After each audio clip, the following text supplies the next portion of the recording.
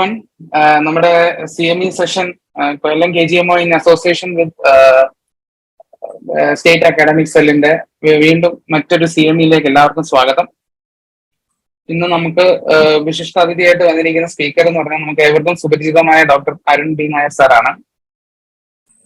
സാറിന് പ്രത്യേകിച്ച് ഒരു ഇൻട്രൊഡക്ഷന്റെ ആവശ്യമുണ്ടോ എന്ന് തോന്നുന്നില്ല. കാരണം ഒട്ടുമിക്ക പ്ലാറ്റ്ഫോമുകളിലും സാറിന്റെ ഒരു ടീച്ചിങ് ആണെങ്കിലും മറ്റു നമ്മുടെ മാനസിക ആരോഗ്യവുമായിട്ട് ബന്ധപ്പെട്ടുള്ള എല്ലാ കാര്യങ്ങളിലും സാറിന്റെ ഒരു വൈദഗ്ധ്യം വളരെയധികം മുന്നിട്ട് നിൽക്കുന്നതാണ്. അപ്പോൾ അതുകൊണ്ട് KGMOA കൊല്ലത്തിന്റെ പേരിലും സ്റ്റേറ്റ് അക്കാഡമിക് സെല്ലിന്റെ പേരിലും സാറിനെ ഈ ഇതിലേക്ക് ഞാൻ ക്ഷണിക്കുകയാണ്. Okay sir, please continue. നമസ്കാരം. എനിക്കിങ്ങനൊരു അവസരം തന്ന KGMOA കൊല്ലം യൂണിറ്റിനും KGMOA അക്കാഡമിക് സെല്ലിനും പ്രത്യേകം നന്ദി പറഞ്ഞുകൊണ്ട് ഈ ഒരു വിഷയത്തിന്റെ പ്രസക്തി എന്താണെന്ന് വെച്ചാൽ IMA തന്നെ നടത്തിയൊരു പഠനമാണ്. ഡോക്ടർമാരുടെ ലൈഫ് സ്പാൻ അവർ ചികിത്സിക്കുന്ന രോഗികളുടെ ലൈഫ് സ്പാനേക്കാൾ 10 കൊല്ലം കുറവാണ് എന്ന മട്ടിലുള്ള ചില എവിഡൻസ് വന്നു തുടങ്ങിയതിന്റെ ബാക്ക്ഗ്രൗണ്ടിലാണ് നമ്മളിപ്പോ ഈ ഡോക്ടേഴ്സിന്റെ വെൽനെസ് എന്നൊരു വിഷയത്തെ കുറിച്ച് വിപുലമായിട്ട് നമ്മൾ ചർച്ച ചെയ്തു. ഒരു ഡോക്ടറുടെ life span of A doctor എടുത്തു കഴിഞ്ഞാൽ ഏകദേശം ഒരു 10-15 വയസ്സ് തൊട്ട് ആരംഭിക്കുന്ന കടുത്ത മത്സരങ്ങളുടെ അന്തരീക്ഷത്തിലൂടെയുള്ള ഒരു യാത്രയാണ്. The first phase of the lifespan of a doctor is called the phase of competition. 10th standard കഴിഞ്ഞ് ഒരു ഹയർ സെക്കൻഡറി ഏജ് ഗ്രൂപ്പിലേക്ക് പോകുമ്പോൾ പണ്ട് കാലത്ത് ആൾക്കാരാണെങ്കിൽ പ്രീ ഡിഗ്രി എന്ന് പറയുന്ന കോളേജിന്റെ ഭാഗമായിരുന്ന ഒരു സംഭവം. അപ്പൊ അന്ന് തൊട്ട് തുടങ്ങുന്ന ഈ മെഡിക്കൽ എൻട്രൻസ് എന്ന് പറയുന്ന ഒരു സ്വർഗലോകം തേടിയുള്ള അടുത്ത ഒരു മത്സരം, അതിന്റെ ഒരു ഫേസിൽ ഒരു 15 വയസ്സിൽ ആരംഭിക്കുന്നു ഈ ഒരു ഘട്ടം. പലപ്പോഴും ഇന്നത്തെ കാലത്തെ യുവ ഡോക്ടർമാരുടെ ലൈഫ് എടുത്താൽ ആ ഒരു 2 വർഷം, അത് കഴിഞ്ഞ് ചിലപ്പോൾ ആദ്യത്തെ തവണ മെഡിസിന്റെ എൻട്രൻസ് എഴുതി കിട്ടാതെ വന്നു കഴിഞ്ഞാൽ പലപ്പോഴും ചില കോച്ചിങ് സെന്റേഴ്സിലേക്കുള്ള ഒരു യാത്രയും ആ കോച്ചിങ് സെന്ററിൽ പുറം ലോകവുമായിട്ടുള്ള ബന്ധങ്ങളെല്ലാം വിച്ഛേദിച്ചുകൊണ്ട് കടുത്ത മത്സരത്തിൽ അധിഷ്ഠിതമായ പരീക്ഷകളുടെയും പരീക്ഷണങ്ങളുടെയും അടുത്ത 1 വർഷം, ചിലപ്പോൾ 1-ലധികം വർഷം നീണ്ടു നിൽക്കുന്ന ഒരു സംഗതിയാണ്. അപ്പൊ എല്ലാ തിങ്കളാഴ്ചയും മത്സര പരീക്ഷകൾ ഉണ്ടാകും ഈ കോച്ചിങ് സെന്റേഴ്സിൽ. ഈ മത്സര പരീക്ഷയുടെ അടിസ്ഥാനത്തിലാണ് ഇനി ഏത് ക്ലാസ്സിലാണ് പോയി ഇരിക്കേണ്ടതെന്നുള്ളത് നിർണ്ണയിക്കപ്പെടുന്നത്. കാരണം അവിടെ മാർക്ക് പറഞ്ഞു കഴിഞ്ഞാൽ ഇപ്പോൾ ഇരിക്കുന്ന ക്ലാസ്സിൽ നിന്നും സോ കോൾഡ് ഇന്റലക്ച്വലി റിട്ടാർഡഡ് ആയ ആളുകൾ ഇരിക്കുന്ന മറ്റൊരു ഡിവിഷനിലേക്ക് മാറ്റം സംഭവിക്കും. അപ്പൊ ഇത് തന്നെ ഒരു ട്രോമയായിട്ട് ഒരുപാട് കുട്ടികൾ ആ ഒരു ഫേസിലൂടെ കടന്നു പോകുന്ന പല കുട്ടികളും വരുന്നു. അവരുടെ ഒരു നൈറ്റ് മെയർ എന്ന് പറയുന്നത് ഈ ഞായറാഴ്ച രാത്രി അവർക്ക് ഉറങ്ങാൻ സാധിക്കാറില്ല. കാരണം തിങ്കളാഴ്ച നടക്കുന്ന പരീക്ഷയാണ് അവരുടെ തുടർന്ന് അങ്ങോട്ടുള്ള അഭിമാനത്തെ നിർണ്ണയിക്കുന്നതാണ്. ആ ഒരു ഫേസിൽ പോകുന്ന ഒരു ഘട്ടം. അത് കഴിഞ്ഞ് പ്രയാസപ്പെട്ട് മെഡിസിന് അഡ്മിഷൻ കിട്ടുന്നു. എവിടെ കിട്ടുന്നു എന്നുള്ളതനുസരിച്ച് ചില വ്യത്യാസങ്ങളൊക്കെ സംഭവിക്കാം. ഗവൺമെന്റ് കോളേജാണോ പ്രൈവറ്റ് കോളേജാണോ, കൂടുതൽ വൈബ്രന്റ് ആയ ക്യാമ്പസ് ആണോ, അതോ സ്റ്റുഡന്റ് ആക്ടിവിറ്റീസ് പ്രോത്സാഹിക്കപ്പെടാത്ത ക്യാമ്പസ് ആണോ, തുടങ്ങിയതൊക്കെ ആശ്രയിച്ചിരിക്കും തുടർന്ന് അങ്ങോട്ടുള്ള കാര്യങ്ങൾ. എങ്കിലും അവിടെയും മത്സരങ്ങളാണ്. ഫസ്റ്റ് ഇയർ MBBS ജയിക്കുക എന്നുള്ളത് ഒരു വളരെ സ്ട്രെനുവസ് ആയിട്ടുള്ളൊരു കാര്യം. അത് എങ്ങനെയെങ്കിലുമൊക്കെ ഒന്ന് ജയിച്ചു കഴിയുമ്പോൾ പിന്നീട് അങ്ങോട്ടുള്ള 1 കൊല്ലം അല്ലെ 2 കൊല്ലം അല്പം സോ കോൾഡ് റിലാക്സ്ഡ് ഫേസ് ആണ്. പക്ഷെ ആ റിലാക്സ്ഡ് ഫേസിലും ഒരുപാട് ഒന്നും ഉഴപ്പാനൊന്നും നിവർത്തിയില്ല. പിന്നെ ഫൈനൽ ഇയറിലേക്ക് എത്തുമ്പോൾ കടുത്ത പരിശീലനത്തിന്റെ കടുത്ത പഠനത്തിന്റെ ഒരു ഫേസ് അടുത്തത്. ദെൻ ഹൗസ് സർജൻസിയിലേക്ക് എത്തുമ്പോൾ ഇനി നെക്സ്റ്റ് എന്ത്? കാരണം പലപ്പോഴും ആൾക്കാരുടെ ഒരു ചോദ്യമുണ്ട്, MBBS കഴിഞ്ഞ് വീട്ടിൽ നിൽക്കുന്ന ആ ഒരു അവസ്ഥ എന്ന് പറയുന്നത് വളരെ ബുദ്ധിമുട്ടുള്ള ഒരു അവസ്ഥയാണ്. അപ്പൊ ഞാനൊക്കെ ആ ഒരു അവസ്ഥയിൽ കുറച്ച് നാള് നിന്നിട്ടുള്ളൊരു വ്യക്തി ആയതുകൊണ്ട് ഏകദേശം ആ ഒരു ബുദ്ധിമുട്ട് അനുഭവിച്ചിട്ടുണ്ട്. പല ആളുകളും ബന്ധുക്കളൊക്കെ ചോദിക്കും, ഇപ്പൊ എന്ത് ചെയ്യുന്നു ഒരു ചോദ്യം. അപ്പൊ MBBS കഴിഞ്ഞ് ജോലി ചെയ്യുന്നു. MBBS കഴിഞ്ഞ് പ്രൈവറ്റ് ആശുപത്രിയിൽ ജോലി ചെയ്തുകൊണ്ടിരുന്ന ഒരു കാലഘട്ടമാണ്. ജോലി ചെയ്യുന്നു എന്ന് പറയുമ്പോഴത്തേക്കും PG ഒന്നും ആയില്ലേ എന്ന അടുത്ത ഒരു ചോദ്യം വരുന്നുണ്ട്. അപ്പൊ PG ഒന്നും ആയില്ല എന്ന് പറയുമ്പോൾ അതെന്ത് പറ്റി എന്നുള്ള അടുത്ത ഒരു ചോദ്യമാണ്. ഒരു ചെറിയൊരു ഫേസ് കഴിഞ്ഞ് പി ജിയിലേക്ക് പോയി കഴിഞ്ഞപ്പോൾ ഏത് പി ജി ആണ് എന്നുള്ളതിനെ കുറിച്ച് ചോദ്യങ്ങൾ വരികയാണ്. അപ്പൊ ഞാൻ ആ ഒരു ഘട്ടത്തിലും ഒരുപാട് അനുഭവിച്ചതാണ്. സൈക്യാട്രി എന്ന പി ജി ആണ് എടുത്തതെന്ന് പറഞ്ഞപ്പോൾ അയ്യോ അതെന്ത് പറ്റി, എന്തോ വലിയ അത്യാഹിതം സംഭവിച്ചതുപോലെയാണ് പല ആളുകളും, ബന്ധുക്കൾ, നോൺ മെഡിക്കൽ പീപ്പിൾ എസെൻഷ്യലി ചോദിച്ചത്. അപ്പൊ ഇങ്ങനത്തെ ചില ഫേസുകൾ ഒക്കെ കടന്നു പോകേണ്ടി വരും. പോസ്റ്റ് ഗ്രാജുവേറ്റ് ട്രെയിനിങ്ങിന്റെ ഫേസ് ആണ് മൂന്നാമത്തെ ഫേസ്. പിള്ളേരോട് ചോദിച്ചാൽ പറയും the phase of glorified slavery എന്ന് പറയുന്ന ഒരു ഘട്ടമാണ്. പക്ഷെ ഇന്നിപ്പോ അതിൽ കുറെ മാറ്റങ്ങളൊക്കെ വന്നിട്ടുണ്ട്. പി ജി വിദ്യാർത്ഥികളുടെ അവകാശവും മറ്റുമൊക്കെ അംഗീകരിക്കപ്പെടുന്ന രീതിയിലേക്ക് ചില സ്ഥലങ്ങളിലെങ്കിലും മാറ്റങ്ങൾ സംഭവിച്ചുകൊണ്ടിരിക്കുന്നു. സ്വാഭാവികമായും ആ മാറ്റം ഒരു പ്രോസസ്സാണല്ലോ. അത് തന്നെ പലപ്പോഴും നമുക്ക് താല്പര്യമുള്ളൊരു പി ജി കിട്ടാൻ വേണ്ടി ഒരുപാട് സമയമെടുക്കുന്ന ഒരു അവസ്ഥയിലൂടെയും കാര്യങ്ങൾ കടന്നു പോകാറുണ്ട്. ഇത് കഴിഞ്ഞാൽ അടുത്തത്, once you complete your P G, sometime super speciality താല്പര്യമില്ലാത്ത ആളുകൾക്ക് ഒരു പി ജി കഴിയുന്നതോടെ അവിടെ തീരുന്നു എന്ന് വിചാരിക്കാം. പിന്നീട് ഒരു സ്ഥാനം ഉറപ്പിക്കാൻ വേണ്ടിയിട്ടുള്ള ഒരു ഓട്ടമാണ്. പലപ്പോഴും ഒരു 10-30 വയസ്സ് ആ ഒരു ഘട്ടമൊക്കെ ആകുമ്പോഴേക്കായിരിക്കും be running around to assert your position as a specialist in your chosen specialty. അതിനുള്ള ഒരു മത്സരമാണ്. Because always people want to consult the most experienced doctor, a person who is seeing so many patients, because they feel that only an experienced person can do justice to their illness.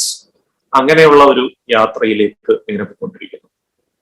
ഒരുപാട് വർഷങ്ങൾ കഴിഞ്ഞതിന് ശേഷമാണ് പലപ്പോഴും ഒരു professionally settled ആയിട്ടുള്ള ഒരു ഫേസിലേക്ക് കാര്യങ്ങൾ എത്തുന്നത്.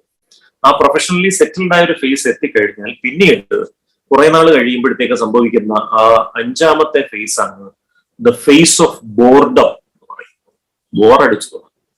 ഒരേ സാധനം തന്നെ ഇങ്ങനെ കണ്ടുകൊണ്ടിരിക്കുന്നു, ഒരേ പ്രവൃത്തി തന്നെ ചെയ്തുകൊണ്ടിരിക്കുന്നു, ഒരു വെറൈറ്റി ഇല്ലാത്തൊരു ജീവിതത്തിലേക്ക് കാര്യങ്ങൾ കൊണ്ടിരിക്കുന്നു. The phase of boredom, that is the 5th phase. അപ്പൊ ഈ 5 ഘട്ടങ്ങളിലൂടെ കടന്നു പോകുന്ന ഒരു ലൈഫ് സൈക്കിൾ ആണ് ഒരു ഡോക്ടറുടെ ലൈഫ് സൈക്കിൾ. ഈ ലൈഫ് സൈക്കിളിനിടയിൽ ഒരുപാട് ചലഞ്ചസ് ഓരോ സ്റ്റേജസിലും കടന്നു വരാറുണ്ട്.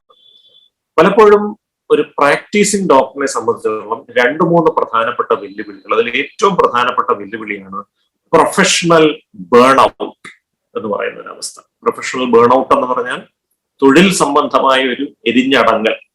U reach a stage where you feel that you had enough. You don't want to practise medicine anymore. You don't want to work anymore. You think that you had enough and you don't feel like doing anything at all.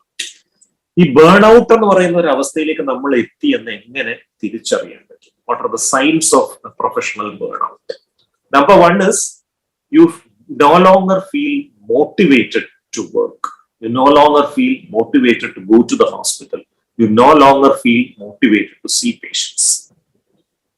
Number 2, you become tired during the process of your work. വളരെ passionate ആയിട്ട് medicine practice ചെയ്തുകൊണ്ടിരുന്ന ആളായിരിക്കാം, പക്ഷെ രോഗികളെ പരിശോധിക്കുന്നതിന് ഇടയിൽ നിങ്ങൾ ക്ഷീണിച്ചു പോകും. You find it very difficult to maintain attention and concentration while listening to a patient. അത് വലിയ പ്രശ്നം ഉണ്ടാക്കുന്ന ഒരു കാര്യമാണ്. ഒരു സർജറിക്കിടയിൽ ഒരു സർജന്റെ അറ്റൻഷൻ സ്പാൻ ഡൈവേർട്ടഡ് ആയി പോയി കഴിഞ്ഞാൽ ഉണ്ടാകാവുന്ന പ്രശ്നങ്ങൾ. രോഗിയുടെ മുൻപിൽ ഇരിക്കുമ്പോഴത്തേക്ക് രോഗി പറയുന്ന കാര്യങ്ങൾ കേൾക്കാനുള്ള ക്ഷമയില്ലാത്തൊരവസ്ഥയിലേക്ക് നിങ്ങളുടെ മൈൻഡ് സെറ്റ് പോകുന്ന ഒരു സ്ഥിതിവിശേഷം. And the third symptom is you rush through the process of seeing patients. എത്രയും പെട്ടെന്ന് ഈ രോഗികളെ നോക്കി തീർത്താൽ മതി എന്നുള്ള തരത്തിലേക്ക് വളരെ യാന്ത്രികമായും വേഗതയിലും രോഗികളെ നോക്കുന്ന ഒരു അവസ്ഥ വരുന്നു. ആൻഡ് 4ാമത്തെ 4th symptom, or probably the most important symptom, is you shout at patients or you become irritable towards your patient much more than your usual self. നിങ്ങൾ സാധാരണ ദേഷ്യപ്പെടുന്നതിനേക്കാൾ കൂടുതലായിട്ട് ദേഷ്യപ്പെടുന്നു. Maybe you don't want to spend time with the patient, or you don't enjoy the process of seeing the patient. You want to finish your job at the earliest and go home. ഇതൊക്കെയാണ് ഈ professional burn ഔട്ടിന്റെ ലക്ഷണങ്ങൾ. Professional burn out അനുഭവിക്കുന്ന ഒരാള് വീട്ടിലും അതിന്റെ ചില reflections കാണിക്കും. He'll become irritable towards his family members. He is be continuously immersed in thought process. ദീർഘനേരം ചിന്തയിൽ മുഴുകിയിരിക്കുകയാണ്. എന്താണ് ചിന്തിക്കുന്നതെന്ന് ചോദിച്ചു കഴിഞ്ഞാൽ about future and whole lot of indefinite things. But there is no direction to the thought process, or the thought process does not lead him to a committed action regarding what is to be done next. പലപ്പോഴും sleep disturbed ആകും. തുടർന്നുള്ള പല കാര്യങ്ങളും enjoy ചെയ്യാൻ പറ്റാത്തൊരവസ്ഥയിലേക്കും കാര്യങ്ങൾ പോയേക്കാം. ഈ professional burn out കൃത്യമായിട്ട് റെക്കഗ്നൈസ് ചെയ്ത് അഡ്രസ് ചെയ്തില്ല എങ്കിൽ it can lead to the next phase, that is the phase of depression. A doctor can develop depression. And we very well know that if depression is not identified and addressed properly, that can lead to suicides, that can lead to reduced immunity, that can lead to psychosomatic disorders, and that can even lead to addictions, including alcohol and a whole lot of other addictions. Here, how do you identify that you are depressed? What are the warning signs of depression? There are 9 specific signs for depression. If you have got 5 out of these for at least 2 weeks, it means that you are clinically depressed and you need help. And the 9 signs, number 1 is continuous sadness. The sadness is not restricted to a particular incident or a place or event or a person. You feel pervasively sad right from morning till evening, and you are unable to be happy during any phase of time. Second symptom of depression is inability to enjoy anything, reduced interest in previously pleasurable activities. We have been engaging in a whole lot of activities, but you no longer enjoy anything. Not only the practice of medicine, again, human interaction. You don't feel like talking to your close friends. You don't feel like interacting with your family. You don't feel like going and watching a movie. If it goes to a severe extent, you may even lose interest in sex. That is a kind of anhedonia or inability to enjoy that can happen. The third one is you feel extreme fatigue. It's an unexplained fatigue. There is no reason to feel tired. Your medical condition does not warrant this level of tiredness, but you feel like lying in the bed for most of the time. Don't feel like getting up and doing anything at all.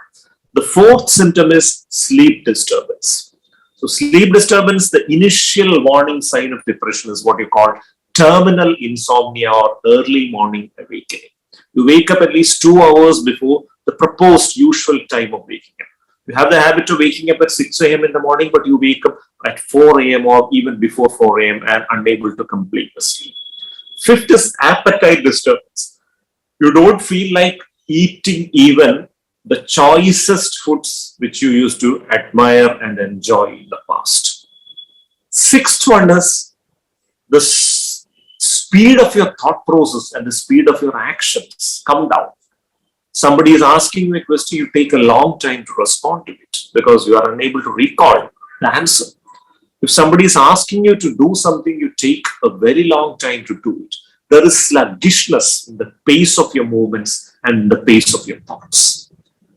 Seventh one is concentration disturbance. You're trying to focus on your work, but a lot of racing thoughts intrude into your conscious awareness, disturbing your ability to focus on one thing. So you get easily distracted.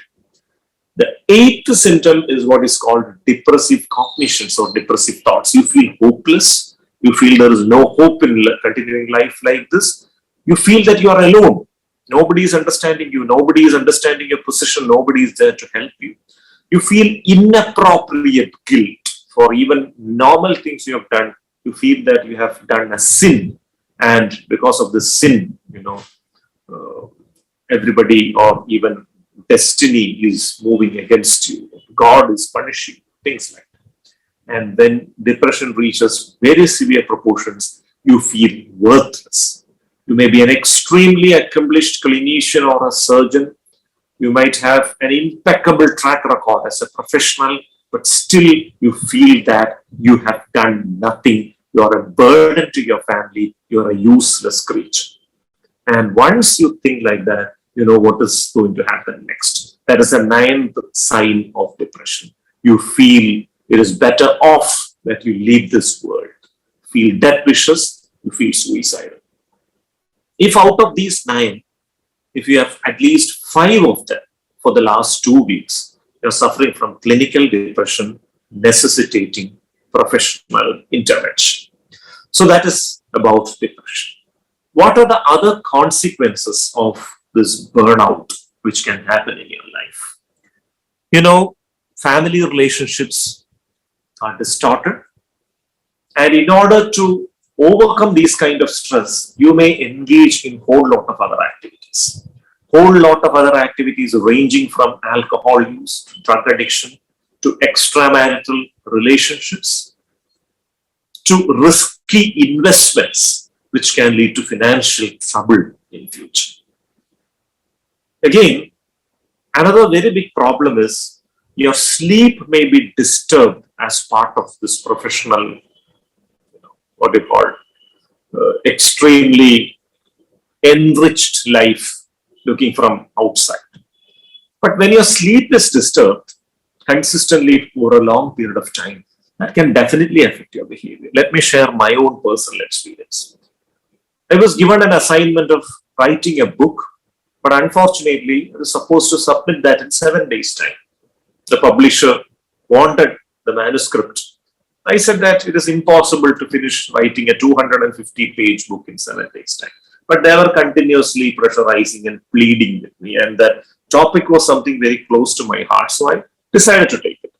So it was not possible for me, considering my work schedule, to finish writing 250 pages of printed material in 7 days' time. So technology has answers for everything. There is something called the speech-to-text software. So I thought of taking its help. So at 10 p.m. after all my job is over, I would sit with the speech-to-text software. I would discourse or talk about something which is forms a part of the book, and it would come as letters, and I can edit it appropriately. So every night I would start at 10 p.m. and finish by the time it is 2:33 a.m. in the morning. Continued for 7 days, and within 7 days I was able to finish the book, 250 pages. And I submitted the manuscript. The publisher was overjoyed. They are extremely happy with the final result, and they went ahead with the printing process. And after I had finished this book, the next day I was sitting in my OP. And around 1 hour after I had started my OP, my resident, my junior resident, my postgraduate trainee was sitting in the next room, came to my room, and asked me a question. Sir, innala valladum pogacho. Of course, they are very free with me. So that would be the reason. Usually such a question came. Sir, innala valladum pogacho. He told him that no. Why? I asked him. He told me that you're shouting at patients much, much more than what you used to do in the past. Your anger seems to be out of proportion to your usual self. It was then that I myself realized that probably I've been behaving in a irritable manner since the last 1 hour. So towards every patient, I shouted at each and every single patient that day. What would be the reason for that? Probably I've been deprived of my sleep over the last 7 days. I used to sleep for hardly 2 or 2.5 hours in the last 7 days in the process of completing this book. So that led to an adverse impact on my behavior. So this can happen to any person. So if our sleep cycle is going to be disturbed, we don't sleep for at least 6 hours continuously. I'm talking about the average human being. There can be extraordinary human beings who function very effectively even with 3 hours of sleep, because I am an ordinary average human being. I had this problem. So I'm talking about average human beings essentially here. So they need 6 hours of continuous uninterrupted sleep. If you don't sleep for 6 hours continuously, that can adversely affect your behavior. So that was what happened that day. Again, other issues which can happen as a consequence of stressful life include whole lot of medical disorders ranging from peptic ulcer to rheumatoid arthritis to hypertension to diabetes to coronary artery disease. and whole lot of autoimmune disorders. Now it is even said that even cancers have got stress diathesis behind it, and that could be one of the important factors which can trigger the onset of cancer in a person who has got a family history of genetic vulnerability to develop cancers. Leave alone all these medical conditions, there are quite a lot of psychiatric disorders also which can happen consequent to the stressful way of living. Depression, anxiety disorders, insomnia, drug addiction, alcoholism, and psychosomatic disorders. These are the common psychiatric disorders which can also present with these problems. So how do we manage stress in medical professionals? Of course, the first and foremost point is plan for a lengthy career whenever you join the medical profession, because the most important attraction of medical profession is that if you are healthy enough, you can practice it till the end of your life. You don't have any major physical impairment or cognitive impairment. There is no retirement age for a medical profession. You can practice it till then. So start for a very long innings. And to have a very long innings, what is most important is to preserve your health during the initial phase of your career. Don't exert yourself too much so that you can gain a whole lot of things in a short span of time. I'm telling this specifically because we see this trend of late of junior doctors, specialists, super specialists. Once they start practicing, they have this habit of running around hospitals from one hospital to another. Maybe during the 7 days of the week, we'll be visiting 14 hospitals or even more. And that is the way in which they try to build their practice. Maybe in certain specialties, it will be beneficial initially because you get to see a whole lot of patients. But the problem is that in the long run, where can the patients come and meet you? Is there a specific place? You are here, you are there, but nobody knows at what time and at which place you'll be available at a particular time. So it is always good to streamline or organize your practice in such a way that you're present consistently at one place or maximum two, not more than that. If you are starting a private practice, it is better to stick to one particular location or one particular place, because believe me, if you deliver results, people will start coming to you.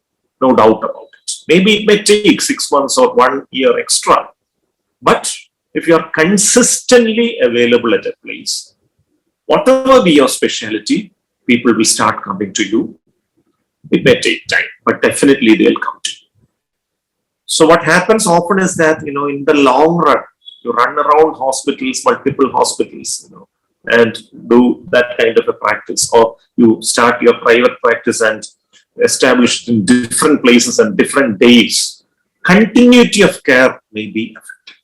This can be a major problem, especially in specialties where you are taking care of chronic disorders like diabetes, hypertension, or coronary artery disease, or renal problems, or autoimmune disorders, or even mental health problems, or neurological disorders. So if you are consistently available at one location, it will be possible for people to come and get your attention at that particular place on every day, or maybe at least for 5 days or 6 days a week. If you keep on changing your location of practice from one day to another, it becomes very difficult, especially in rural places. If you're practicing in an urban setup, you can utilize the benefits of digital devices in streamlining your practice. Because initially, during the initial stages of my career, I used to give my mobile number to every patient. It was good to begin with, because if patients had a doubt, they could call me at any time. And I used to attend calls even at midnight. I used to receive calls at 2 a.m. in the morning. A patient used to ask doubt that whether the medicine has to be continued beyond 7 days? Is it okay to come on the 8th day, or should we come on the 7th day itself? That is the doubt which they used to ask at 2 a.m. in the morning, waking up from sleep. That used to happen, I used to entertain. But beyond a point, two reasons. When the number of patients increase, and number two, when you grow old, you may not be able to entertain all the calls from your patients. So, whether the patient has got a doubt regarding medicine, one way is you can use the social media platforms like WhatsApp or Telegram or whatever it is. Ask the patient to message or voice their doubt in the social media, especially after posting the prescription photo, so that you can reply as per your convenience without much of a pressure. Otherwise, the problem is once your practice picks up, you are becoming busy. It may be difficult for you to attend every call, especially when you are at work or in the hospital seeing patients. If every minute you are receiving calls, it becomes difficult. So think about that possibility and don't commit the same mistake which I committed. Beginning itself, it is better to avoid giving the personal number to patients.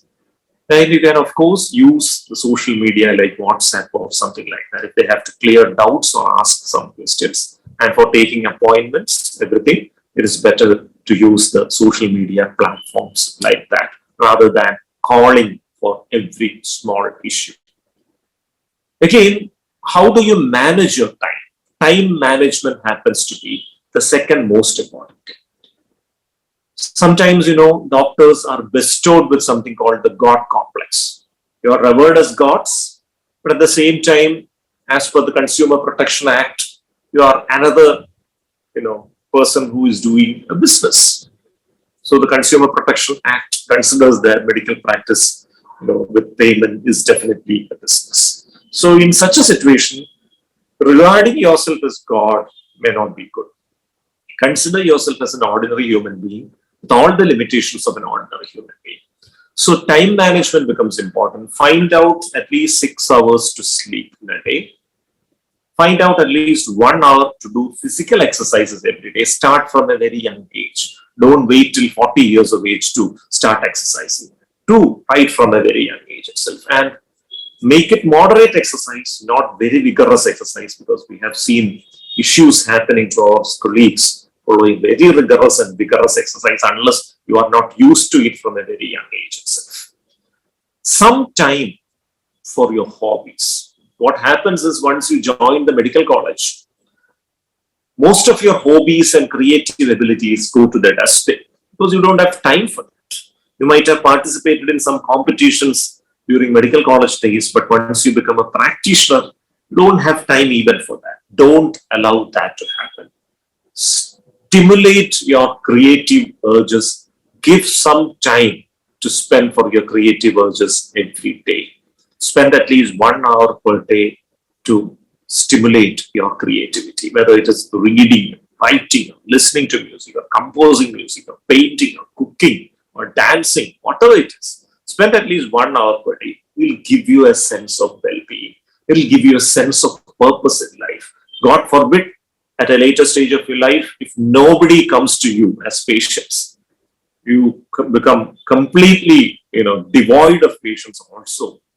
This creative spark, you can utilize that, spend more time for that, and feel satisfied in life. So there should be a plan B in your life, as they say. Plan A may be practice of medicine. So plan B may be utilizing any of your creative abilities. Don't allow your creative urges to be wasted in the mayhem of medical practice. Next, very important thing is you need to be connected. Social connectivity is very important. The Harvard Human Development Study, which started in 1938, which was done on the Harvard medical graduates, it has identified 5 factors behind human beings' longevity, apart from proper diet, regular exercise, keeping away from alcohol, and not using tobacco products. The most important factor, the 5th factor, which is the most important factor which enhances lifespan, that is the quality of human relationships which we develop at our young age. childhood, adolescence, and youth. So it is very important to remain connected. So I would recommend that you should have at least 5 different groups of friends around you. And all of them need not be doctors even. A large number of them may be doctors, good. You should have some friends at your workplace, at your hospital. You can have some good friends from your medical college. You can have another group of friends who might have been your colleagues during your postgraduate training. You should have some good friends among your neighbors. You should have some good friends among your school classmates.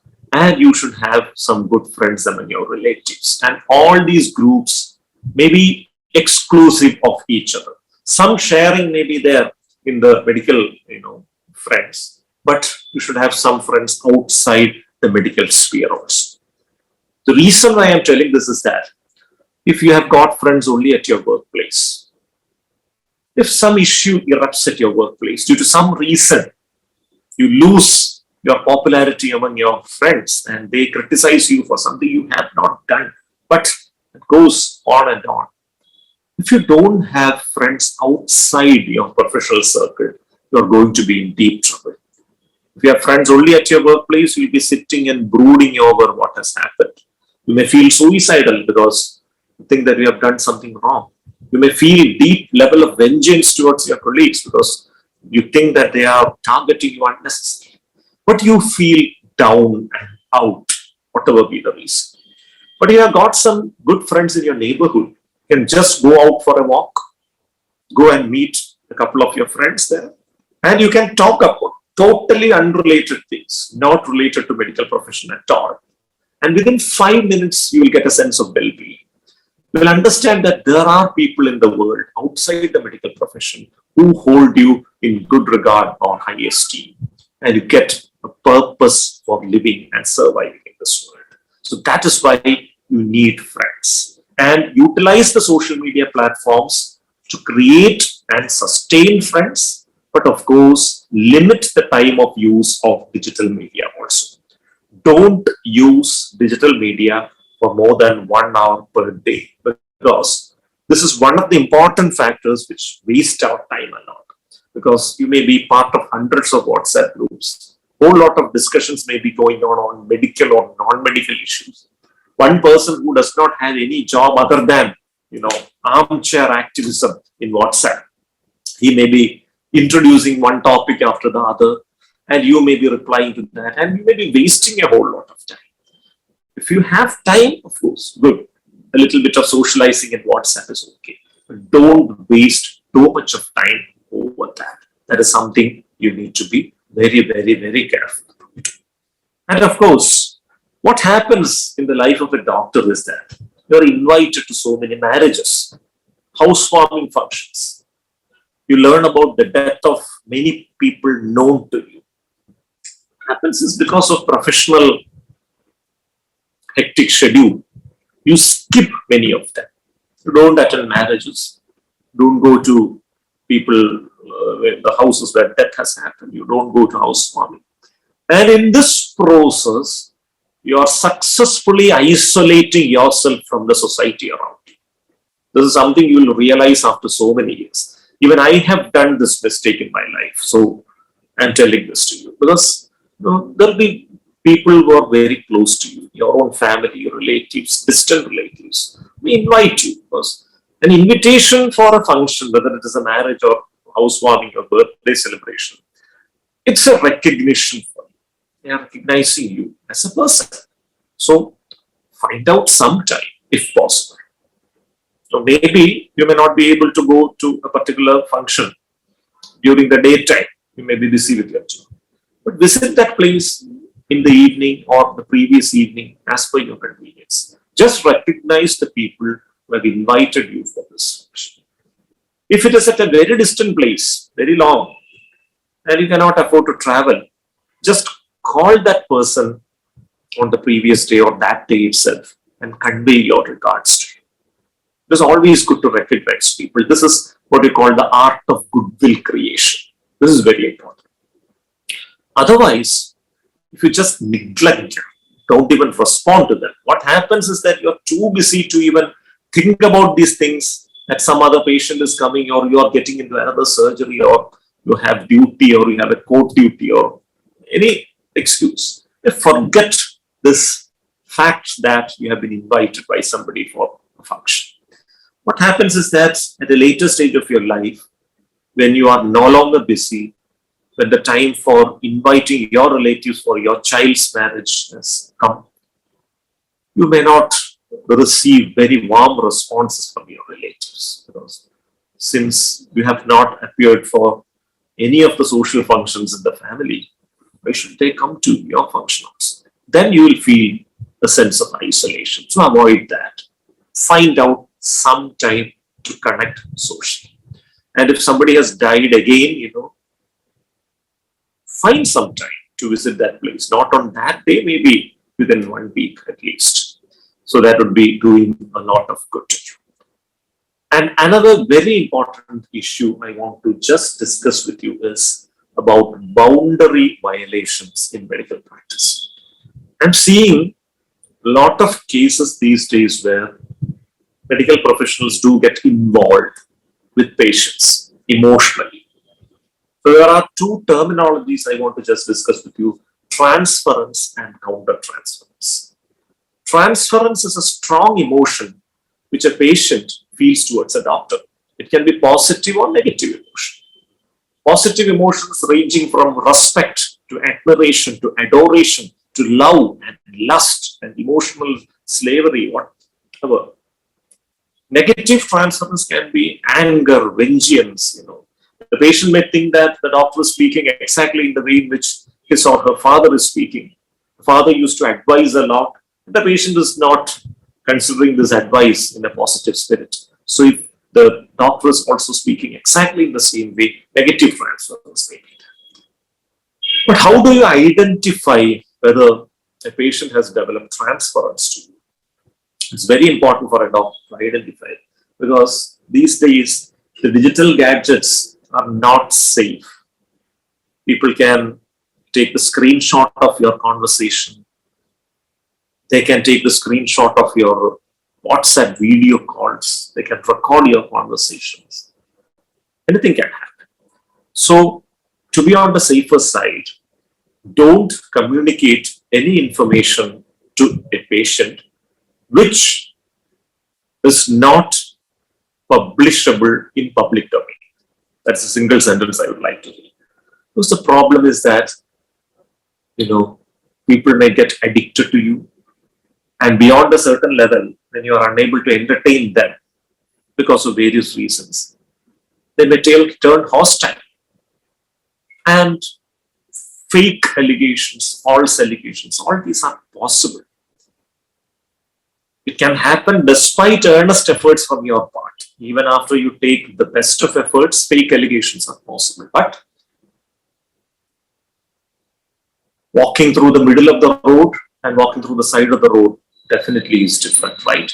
Even when you take all precautions and walk through the side of the road, an inebriated person may come in a bike and hit you from behind. That can happen, but at least you can be satisfied that you did not walk through the middle of the road and invite an accident. So, the indicators that a patient has developed transference is: number one, patient is asking too much of personal information. Maybe patient may ask about your family members, understandable, but too much of personal information like are you married? Is your wife staying with you? Is your wife always with you? How is your wife? These are some of the warning signals. I'm just mentioning it can happen to both genders. And again, messages and calls at unearthly hours, discussion about topics outside, the illness, the treatment, and things like that. So certain things we need to be careful about. So there was this discussion a few years back regarding, can a doctor make his patient his social media friend, Facebook friend, or things like that? Most of the ethical guidelines used to say that it is better not to make your patient your friend in social media.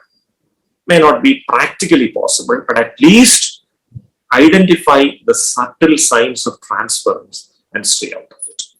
And there is another thing called countertransference. Countertransference, doctors are also human beings. Countertransference is an emotional feeling which the doctor has towards the patient. Again, positive or negative countertransference can be. Positive countertransference, you should identify if you are developing one such emotion to your patient. If you are thinking about a particular patient for a very long time, you feel like texting that patient on and off and inquiring about the whereabouts of the patient. You want to take control over the life of the patient. You want to call that patient at night outside the working hours. And once the patient does not appear one day for review, you feel very disturbed. These are subtle signs that you are developing countertransference. Negative countertransference is also possible. Maybe a particular patient is reminding you of a person who was very irritating from your past. You feel sort of hostility towards them.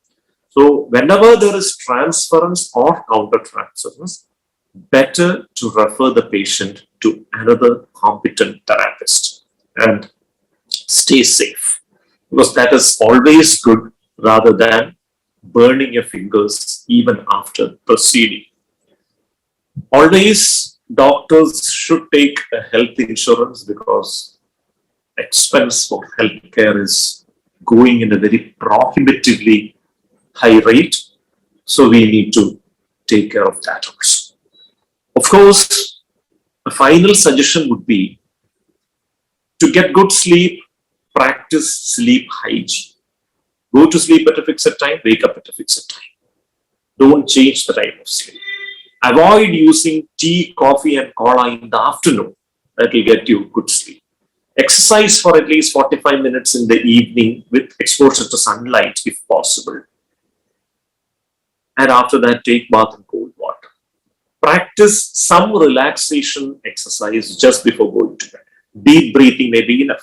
Sitting straight in a chair with your head, neck, and spine in a straight line. Inhale very deeply, taking 1 second time. Exhale very slowly, taking 5 seconds time. This is called the 1:5 breathing. Practice that 25 times just before going to bed, and practice that 25 times when you wake up in the morning. It's good for getting good sleep, and the morning, if you do it, that will help you calm down during the day also. So these are certain things to be kept in mind. And again, finally, one final suggestion is, as we say in medical profession, just like in any other industry, there are perindachans and there are bhaspasudans.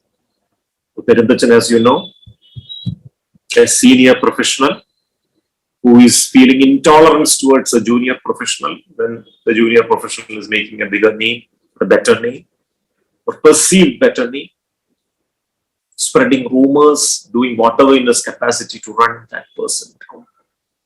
And Bhaspasudan syndrome is, you have received some guidance and mentorship from a senior professional, but once you reach a particular stature in life, you want to believe that you are a self-made man. You run down your mentor, you talk ill about your mentors to others, and you try to convince others that the mentor has not done any benefit to you. So it's always good to be grateful. So in all my talks, as much as possible, I remember the name of two of my mentors. Number one is Dr. Abdul Bari, who was superintendent of Government Mental Health Center, Perurkada, Ulampara, I would say. I was part of health service for 1.5 years before I joined medical college service. And working under Dr. Bari was the most happiest, I should say, happiest, professionally enriching experience of my life, because he was a perfect mentor. Actually, he used to send me to his assignments whenever he was busy with other responsibilities. Bari sir was a very popular orator, writer, speaker, doing different activities in different places, but as the superintendent of that hospital, he had official responsibilities. So once he sent me to take a class for a group of school teachers about school mental health. And that was where my activities as a public speaker started. On another instance, Sir was supposed to give a talk to a group of judicial officers about children in conflict with law. But he had a court duty the same day, so he could not afford to go that day. He sent me. I was hardly 6 months into government service, and I asked him, sir, taking a class for school teachers is okay, but am I competent to take a class for judicial officers? So a perfect mentor that he was, Sir encouraged me and told me that, yes, I'm fully confident in your abilities. Just do it. So that was the kind of mentoring which I received. And after I had done that talk for judicial officers, they made me the guest faculty of Kerala Judicial Academy, which is the organization which trains judges. So today, 2 to 5, I was giving a training for judicial officers from Kollam and Trivandrum district also, judges. So all thanks to the mentoring and hand-holding of Dr. Abdul Bari sir. I remember him with deep, deep gratitude. And another person who has given me a lot of opportunities, a lot of openings is my own head of department in Trivandrum Medical College, Dr. Anil Kumar TV. Now he has been transferred to Kochi. He used to give me a lot of opportunities to work with different organizations outside the medical sector during the initial phase. So being thankful, remembering your mentors is great. And of course, try to mentor the young generation also. That is also very important. Of course, some of your mentees may grow bigger than you. Enjoy it. That is the law of nature. I've been trying to do that also very faithfully. We had conducted a media psychiatry workshop last year, 28th of December in Kochi, where 12 selected young psychiatrists were trained in how to engage with media, including print media, visual media, online media, radio, etc. And I have given them a lot of assignments which I used to get invited for, and now they are doing well. And I feel very happy and fulfilled that I am going in the way I had planned my life to. And the last word is take responsibility for your life. Don't think that someone else will fix your problems. Don't feel that the society will fix your problems. So take responsibility for your life. Work as a team. Don't overburden yourself with work. Don't feel excited and exhilarated at the words of appreciation that you receive for your hard work. It is transient. Once a small mistake happens from your side, or even an alleged mistake, so-called, people will forget all the great things, the good things you have done to them. So what remains at that point of time may be your family and a group of close friends. Spend more quality time with them. And of course, believe in what you call the Gestalt philosophy. The Gestalt philosophy goes like this. I am not in this world to rise up to your expectations. You are not in this world to rise up to my expectations. If by chance we discover each other, it's beautiful. Otherwise, it can't be helped. That is, if we are unable to strike a wavelength, still life should go. I will go my way and you can go your way. So that is in a nutshell regarding wellness for doctors. Once again, my sincere gratitude for giving me this great opportunity to address this large gathering of doctors. Thank you very much for your very patient listening.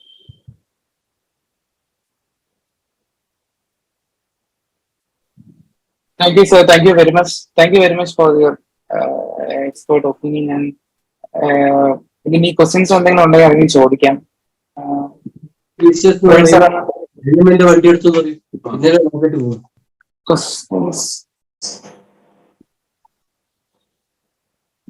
Questions ഉണ്ടെങ്കിൽ ചോദിക്കാം സാറിനോട്. Sir ഒരു question ഉണ്ട്. Good evening sir. ഈ നമ്മുടെ doctors പ്രൊഫഷനിൽ ഏറ്റവും കൂടുതൽ നമുക്ക് വരുന്ന ഒരു സംഗതി പീർ പ്രഷർ ആണല്ലോ. സംബഡി അക്രോസ്, അപ്പം ഈ സൊസൈറ്റി സക്സസ്ഫുൾ എന്ന് കാണുന്നത് കൂടുതൽ practice equal to more money in a way. അപ്പം ഹൗ ഡു വി ഈ ഒരു എക്സ്പെക്ടേഷൻ പലപ്പോഴും കോൺഫ്ലിക്റ്റ് ഇപ്പൊ ഫാമിലിയിലായാലും സ്വന്തമായിട്ട് തന്നെ പലപ്പോഴും ഉണ്ടാവും. ഇപ്പം ഒരു ഗെറ്റ് ടുഗദറിന് പോയി കഴിഞ്ഞാലും ഈവൻ ഫേസ്ബുക്ക് പോയി കഴിഞ്ഞാലും അപ്പൊ ഇതിലെ ഏറ്റവും കൂടുതൽ എനിക്ക് തോന്നുന്ന ഡോക്ടേഴ്സിന്റെ കോൺഫ്ലിക്റ്റ് വരുന്ന ഒരു ആസ്പെക്ട് അതാണ്. അപ്പൊ അതെങ്ങനെ നമുക്ക് ഒരു പ്രാക്ടിക്കൽ വേയിൽ ടാക്കിൾ ചെയ്യാൻ പറ്റും? Thank you, sir, for that excellent question. So the thing is, the answer to this question is identify the area of core competence within yourself. So an area of core competence means നിങ്ങൾക്ക് ഏറ്റവും കൂടുതൽ വൈദഗ്ധ്യമുള്ള മേഖലയാണ്. ആ മേഖല എന്ന് പറയുന്നത് ചിലപ്പോൾ നിങ്ങൾ പ്രാക്ടീസ് ചെയ്യുന്ന ഈ തൊഴിലുമായി ബന്ധപ്പെട്ടത് പോലും ആകണമെന്നില്ല. It may be outside. So identify the area of core competence and believe in something called surpetition. Surpetition. They said that you should never believe in competition. And what is the surpetition? Surpetition means in competition you are comparing yourself with another person and you are evaluating your success or failure based on what that person has done. Maybe that person's life and circumstances is very different from yours. So it is not fair to compare yourself with another person. So instead of that, identify your core competence and develop it to the maximum without comparing yourself to the other person. So this is what is called surpetition. In modern world, that is what is necessary. So maybe your friend is making more money than you. Of course, great, good for him. But are you enjoying some positive time with your family? Are you spending more time with your kids? Do your kids feel happy in your presence? If that is the reality, you are more successful than the person who is making more money. And most importantly, are you happy with the life you are leading? That is the ultimate question. If you are happy with the way in which you are leading your life, no comparison matters to you. Because money, of course, it is good to have money, but money can help you only up to a certain level in life. More than that, money cannot do anything. But the goodwill of people, it may be more important than money. But remember that even that cannot help you beyond a certain level. What can help you the most is your own reflections, your own satisfaction about the life you are leading. How balanced your life has been. How enriching your life has been. How happy are you with the way of life you are living. You have spent some time for your hobbies and other things. You feel that, okay, this is the life I want to have. Be satisfied with that. And whenever you have a batch get together or things like that, never discuss finance there. Because batch get togethers can be a positive step also. It could be a way in which you can make yourself more young. കിരീടവും ചെങ്കോലവും കിട്ടുന്നതിന് മുമ്പ് നിങ്ങളുടെ ചുറ്റുമുള്ളവരൊക്കെ നിങ്ങളെ sir എന്ന് വിളിക്കുന്നതിന് മുൻപ് നിങ്ങളെ ഇരട്ടപ്പേരൊക്കെ വിളിച്ചിരുന്ന, നിങ്ങളെ കളിയാക്കിയിരുന്ന വളരെ പച്ചയായ മനുഷ്യരായിരുന്ന സമയത്തെ ഒരു അവസ്ഥയല്ലേ ഈ കോളേജ് കാലം.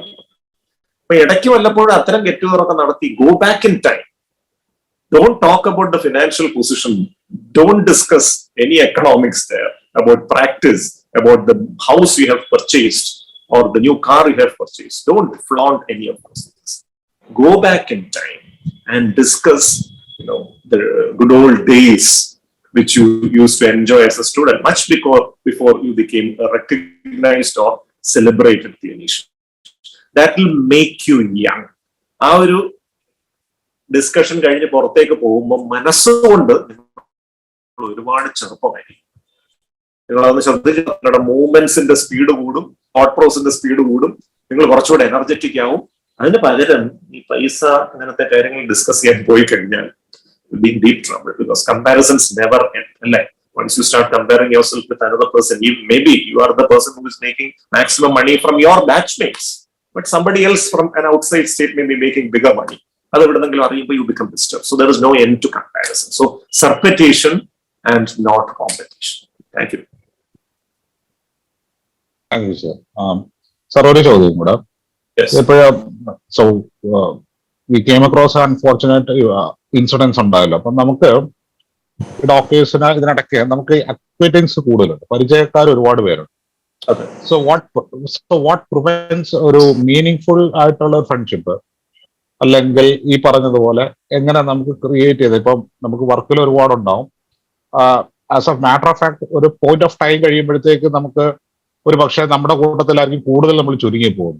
ഈ ഒരു ഇപ്പോഴത്തെ ഒരു സിറ്റുവേഷനിൽ തിരിച്ച് നമ്മുടെ ഫ്ലാറ്റിലേക്ക് വരുന്നു.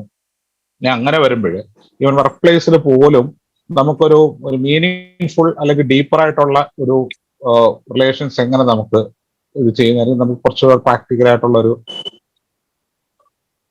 അതെങ്ങനെ നമുക്ക് സാധിക്കാൻ പറ്റും എന്നുള്ളതാണ്. പറയാം. ഇപ്പോ സാർ പറഞ്ഞതുപോലെ വളരെ അൺഫോർച്ചുനേറ്റ് ആയിട്ടുള്ള ഒരു ഇവന്റ് അടുത്ത സമയത്ത് നടന്നതിൽ nobody could get an idea or guess even that such an incident was impending എന്നുള്ളതാണ്. അപ്പൊ നമ്മള് ഡോക്ടർമാര് എത്രമാത്രം സ്വയം മാസ്ക് ചെയ്ത് വെക്കുന്നു എന്നുള്ളതിന്റെ ഒരു റിഫ്ലക്ഷൻ ആയിട്ട് കൂടെ നമുക്ക് അതിനെ എടുക്കാം.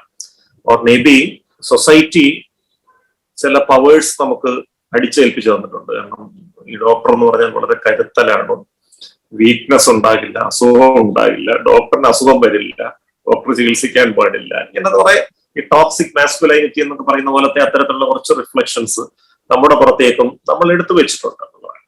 And I'm sure most of you would agree with me that doctors are the worst patients in the world അല്ലെ.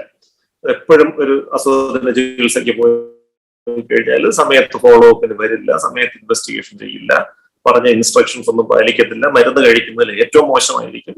More than anybody else. അത് നമ്മൾ പറഞ്ഞേ പറ്റും. ഇപ്പൊ രണ്ട് കാര്യങ്ങൾ ചെയ്യാം. ഒന്ന്, നമുക്ക് ചുറ്റും നമ്മുടേതായിട്ടുള്ള ഒരു സർക്കിൾ നമ്മൾ തന്നെ ബിൽഡ് ചെയ്തെടുക്കുക എന്നുള്ളതാണ്. അതില് 4-5 ക്വാളിറ്റീസ് ഉള്ള ആൾക്കാരെയാണ് നമ്മൾ ഫ്രണ്ട്സ് ആക്കി വെക്കേണ്ടത്, ഇന്റിമേറ്റ് ഫ്രണ്ട്സ് ആയിട്ട്. ഒന്ന്, ഒരു തരത്തിലും ഈ ഫ്രണ്ട്ഷിപ്പിനെ എക്സ്പ്ലോയിറ്റ് ചെയ്യില്ല എന്ന് ഉറപ്പുള്ളതാണ്. അതായത് സാമ്പത്തികമായ കാര്യങ്ങൾക്ക് വേണ്ടിയോ മറ്റെന്തെങ്കിലും കാര്യങ്ങൾക്ക് വേണ്ടിയോ ഈ ഫ്രണ്ട്ഷിപ്പിനെ എക്സ്പ്ലോയിറ്റ് ചെയ്തില്ല എന്ന് ഉറപ്പുള്ളവരായിരിക്കണം. നമ്മൾ പറയുന്നത് ലിസൺ ചെയ്യാൻ മനസ്ഥിതിയുള്ള ആളുകളായിരിക്കണം. The friend you choose should be a good listener and not a good advisor. അപ്പൊ നമുക്കെല്ലാം നൈസർഗികമായിട്ട് ഉപദേശിക്കാനുള്ള ഒരു പ്രവണത വളരെ കൂടുതലാണ്. കാരണം നമ്മളെ വളർത്തിക്കൊണ്ടു വന്നിരിക്കുന്ന ആ ഒരു രീതിയിലാണ്. കുട്ടിക്കാലം തൊട്ട് this advices we are teaching. So we also, ഇപ്പൊ ഞാനും ഇപ്പോഴ് മെഡിക്കൽ സ്റ്റുഡൻസ് ആരെങ്കിലും വന്ന് പ്രശ്നങ്ങൾ പറയാൻ തുടങ്ങുമ്പോൾ ഞാൻ അഡ്വൈസ് തുടങ്ങത്തില്ല. അപ്പൊ അവര് പറയുകയും ചെയ്യും, സാറ് പേഷ്യന്റ് വരുമ്പോൾ കുറച്ചുകൂടി ക്ഷമ കാണിക്കുന്നുണ്ടല്ലോ, ഞങ്ങൾ വരുമ്പോഴത്തേക്ക് ഉടനെ സാറ് തുടങ്ങുന്നല്ലോ. ശരിയാണ്. അപ്പൊ നമ്മൾ അങ്ങനെ ആയിപ്പോയിരിക്കുന്നു. സോ അഡ്വൈസർ ആകരുത്, ലിസണർ ആകണം. 3, that person should be A perfect dustbin. എന്താ ഒരു നല്ല ഡസ്റ്റ്ബിന്റെ ക്വാളിറ്റി? അത് ഒന്നും തുളുമ്പി പോകത്തില്ല. കോൺഫിഡൻഷ്യാലിറ്റി, പ്രൈവസി, അത് മെയിൻറ്റെയിൻ ചെയ്യണം. ഒരു കാര്യം പോയി പറഞ്ഞു കഴിഞ്ഞാൽ പിന്നെ നാട്ടുകാരെ മൊത്തം അറിയുന്ന ഒരു അവസ്ഥ വന്നാൽ അത് ശരിയല്ല. ഈ 3 ക്വാളിറ്റീസുമുള്ള കുറച്ച് ആൾക്കാർ, അത് ചിലപ്പോൾ ഒരുപക്ഷെ നമുക്ക് വലിയ ആരാധനയുള്ള ആളുകളാകണമെന്നില്ല. നമ്മൾ ജോലി സ്ഥലത്തോ കോളേജിലോ ഒക്കെ കണ്ടുമുട്ടിയിട്ടുള്ള ചില പാവം പിടിച്ച മനുഷ്യരായിരിക്കും. പക്ഷെ എങ്കിലും നമുക്കൊരാവശ്യം വരുമ്പോൾ നമ്മളെ കേൾക്കാൻ ഈ പാവം പിടിച്ച മനുഷ്യരായിരിക്കും ഉള്ളത്. Build A small network or A small group and went out your emotions. You are going through any distress. അത് ഫാമിലിയിലുള്ള കാര്യമായിരിക്കാം, പ്രൊഫഷണൽ ആയിരിക്കാം, ഫിനാൻഷ്യൽ ആയിരിക്കാം, തുറന്നു പറയുക. ബിക്കോസ് ഒരു ഇമോഷണലായിട്ട് ആ ഇഷ്യൂവിനെ അപ്രോച്ച് ചെയ്യാത്തൊരു വ്യക്തി may be able to give a non-judgmental viewpoint about how to solve that problem. നമ്മൾ വികാരങ്ങൾക്ക് അടിമപ്പെട്ടിരിക്കുമ്പോൾ പ്രശ്നങ്ങളുടെ പരിഹാരത്തിലേക്ക് നമുക്ക് ചിന്തിക്കാൻ പറ്റില്ല. വികാരങ്ങൾക്ക് അടിമപ്പെടാതെ നിഷ്പക്ഷമായി നിർമ്മമമായിട്ട് ആ സാഹചര്യത്തെ വിലയിരുത്താൻ പറ്റുന്ന ഒരാളിന് കുറച്ചുകൂടെ നല്ല പരിഹാരത്തിലേക്ക് നമ്മളെ നയിക്കാൻ സാധിച്ചേക്കും. And it is also a humble suggestion. കാരണം KGMOA വളരെ വൈബ്രന്റ് ആയിട്ടുള്ള ഒരു ഓർഗനൈസേഷൻ. കഴിഞ്ഞ ഒരുപാട് വർഷങ്ങളായിട്ട് ഞാൻ ആ ഒരു ഹെൽത്ത് സർവീസിൽ അല്ലെങ്കിൽ പോലും വളരെ ക്ലോസ് ആയിട്ട് അസോസിയേറ്റ് ചെയ്യുന്ന ഒരു സംഘടന ആയതുകൊണ്ട് ഒരു പിയർ മെന്ററിംഗ് ഗ്രൂപ്പ് എന്ന് പറഞ്ഞൊരു സംഗതി, ഒരു സജഷനാണ്, humble suggestion, you can consider it. അപ്പൊ ഇവിടെ ഒരു സപ്പോർട്ട് സിസ്റ്റമാണ്. This is essentially a group of doctors for supporting doctors in distress. അതിൽ സൈക്യാട്രിസ്റ്റോ മെന്റൽ ഹെൽത്ത് പ്രൊഫഷണലോ പോലും വേണമെന്നില്ല. ഞാൻ നേരത്തെ പറഞ്ഞ ക്വാളിറ്റീസ് ഉള്ള ചില ആൾക്കാർ നമ്മുടെ ഇടയിൽ തന്നെ ഉണ്ടാവുമല്ലോ, who have time and willingness to support others. അപ്പൊ ഇവര് ഒരു ചെറിയൊരു ഗ്രൂപ്പ് ഉണ്ടായിട്ട് അവരോട് നമുക്ക് സംസാരിക്കാം. അങ്ങനത്തെ ഒരു ചെറിയൊരു നെറ്റ്വർക്ക് ഉണ്ടാക്കി വെക്കുന്നത് നല്ലതായിരിക്കും ഓരോ ബ്രാഞ്ചിലും. ബിക്കോസ് ഒരു ഫസ്റ്റ് ലെവൽ ഇന്റർവെൻഷൻ യൂണിറ്റ് ആയിട്ട് അതിന് പ്രവർത്തിക്കാം. കാരണം സൈക്യാട്രിസ്റ്റിനെ കാണാൻ പോവുക എന്നുള്ളത് എത്രയൊക്കെ പറഞ്ഞാലും സ്റ്റിഗ്മ ഒരു സാധനം ഉണ്ട്. നമ്മളിനി അത് ഇല്ലാന്നൊന്നും പറഞ്ഞ് പ്രസംഗിച്ചിട്ട് കാര്യമില്ല. അപ്പൊ more than that, a person who is willing to listen, a person who is willing to offer what you call mental health first aid എന്ന് പറയും. Approach a person who is in distress, listen to him, give information and reassurance. ഈ 3 കാര്യങ്ങളെങ്കിലും ചെയ്യാൻ പറ്റുന്ന മനസ്ഥിതിയുള്ള കുറച്ച് ആൾക്കാരുടെ ഒരു network അത് ഉണ്ടാക്കി വെക്കുന്നതായിരിക്കും. അങ്ങനെയാണെങ്കിൽ നമുക്ക് കുറച്ചൊക്കെ ഇത്തരത്തിലുള്ള സംഗതികൾ ഒന്ന് പ്രിവെന്റ് ചെയ്യാൻ സാധിച്ചേക്കും. Thank you. Thank you sir.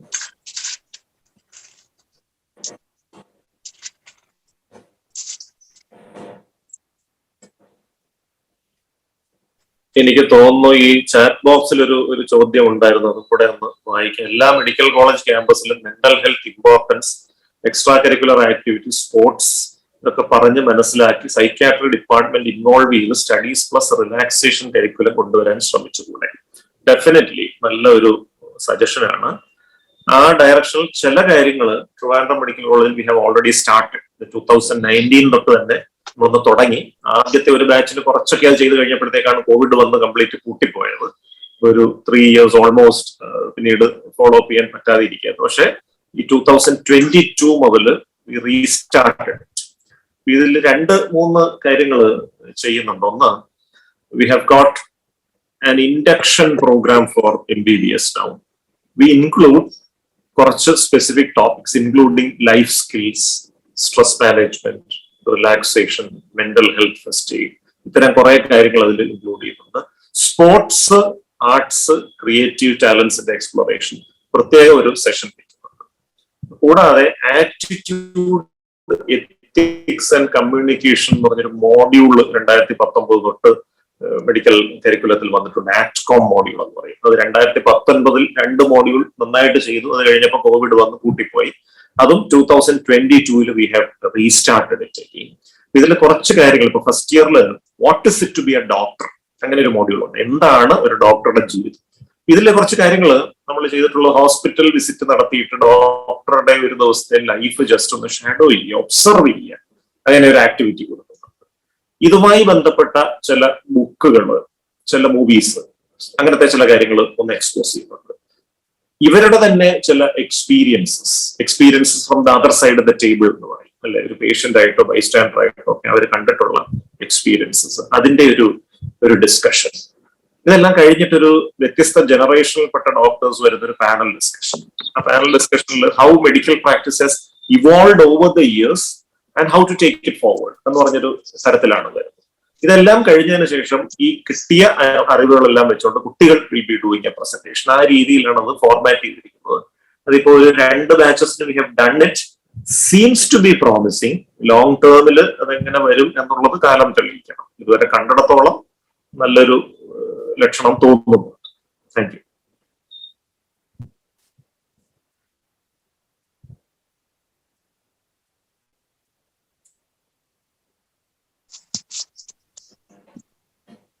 Sir, വേറൊരു ചോദ്യങ്ങളുണ്ട്. സിംറ്റം ഓഫ് ഡിപ്രഷൻ ഒരു ചാറ്റ് ബോക്സിൽ വന്ന. അതെ അതെ, സാധാരണ മെജോറിറ്റി ആളുകളിലും റെഡ്യൂസ്ഡ് ആപ്പറ്റൈറ്റ് ആണ് വരുന്നതെങ്കിലും അഡോളസന്റ് ഏജ് ഗ്രൂപ്പിൽ, എസ്പെഷ്യലി അഡോളസന്റ് ഫീമെയിൽസിൽ സ്ട്രെസ് ഈറ്റിംഗ് എന്നൊരു സംഗതിയാണ്. ഇപ്പോ ആൺകുട്ടികൾ സ്ട്രെസ് വരുമ്പോൾ പുകവലിക്കുന്ന പോലെയും മദ്യപിക്കുന്ന പോലെയും ചിലപ്പോൾ പെൺകുട്ടികൾ അമിതമായിട്ട് ഭക്ഷണം കഴിക്കും. സോ റിവേഴ്സ് ബയോളജിക്കൽ സയൻസ് എന്ന് പറയും. Over eating whenever you feel down, weight കൂടും. സ്ലീപ്പ്, ഡേ ടൈം മൊത്തം കിടന്നുറങ്ങും, രാത്രി ഉറങ്ങത്തില്ല, ഇത്തരത്തിലുള്ളൊരവസ്ഥ വരാം. So that is called atypical depression. It can happen.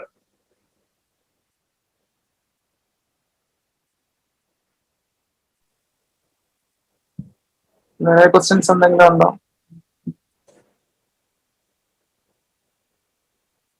അവൻ സാറേ, ഹലോ.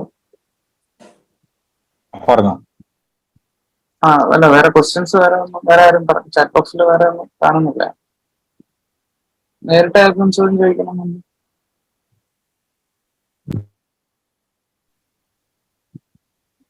അവൻ സാറേ മ്യൂട്ടാ കേട്ടോ.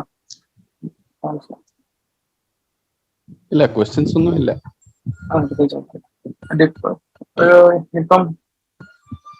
ഇപ്പൊ വേറെ ക്വസ്റ്റ്യൻ വന്നിട്ടുണ്ട് സാറേ. Depression once treated can it reoccur in life? തീർച്ചയായിട്ടും നമ്മൾ റീഒക്കർ ചെയ്യാത്ത അസുഖങ്ങൾ വളരെ കുറവാണ്. നമുക്ക് ഏത് അസുഖം എടുത്താലും ഡെഫിനറ്റ്ലി അത് റെക്കർ ചെയ്യാം. പക്ഷെ റെക്കർ ചെയ്യുന്നത് തടയാൻ വേണ്ടി ചില കാര്യങ്ങൾ ചെയ്യാം. ഒന്നാമത്തെ സംഗതി, ഫസ്റ്റ് എപ്പിസോഡ് പ്രോപ്പറായിട്ട് ട്രീറ്റ് ചെയ്യാനുള്ളതാണ്. മിക്കവാറും ഒരു 9 months ആണ് യൂഷ്വലി ഡിപ്രസീവ് എപ്പിസോഡിന്റെ ട്രീറ്റ്മെന്റ് നീണ്ടു നിൽക്കുന്നത്. 2-3 മാസം കൊണ്ട് ആ സിംറ്റംസ് മാറിയേക്കും നല്ലൊരു ശതമാനം ആളുകൾ. പക്ഷെ ആ സമയം കൊണ്ട് നിർത്താൻ പാടില്ല. കാരണം നമ്മൾ പറയുമല്ലോ, ഇപ്പോ ഫ്രാക്ചർ ഓഫ് എ ലെഗ് സംഭവിച്ചു, 6 മാസം പ്ലാസ്റ്റർ ഇടാൻ പറയുന്നു. 4 മാസം പ്ലാസ്റ്റർ ഇട്ട് കഴിയുമ്പോൾ അത് യുണൈറ്റ് ചെയ്തിട്ട് തോന്നും. പക്ഷെ ഇളക്കി കളഞ്ഞാൽ ചെറിയൊരു പ്രഷർ വരുമ്പോൾ തന്നെ വീണ്ടും അടുത്ത ഒടിവ് വരാമെന്ന് പറയുന്നത് പോലെ, unless the first episode is completely treated, a small trigger or small stressor can precipitate it again. അപ്പോൾ ആ ഫസ്റ്റ് എപ്പിസോഡ് പ്രോപ്പർ ആയിട്ട് ട്രീറ്റ് ചെയ്യുകയും കുറച്ച് life style modifications including sleep hygiene, stress management strategies, ഇത്തരം ചില കാര്യങ്ങൾ ശീലിക്കുകയും ചെയ്താൽ we can largely prevent the recurrence. അത് കുറയ്ക്കാനായിട്ട് സാധിക്കും. Thank you.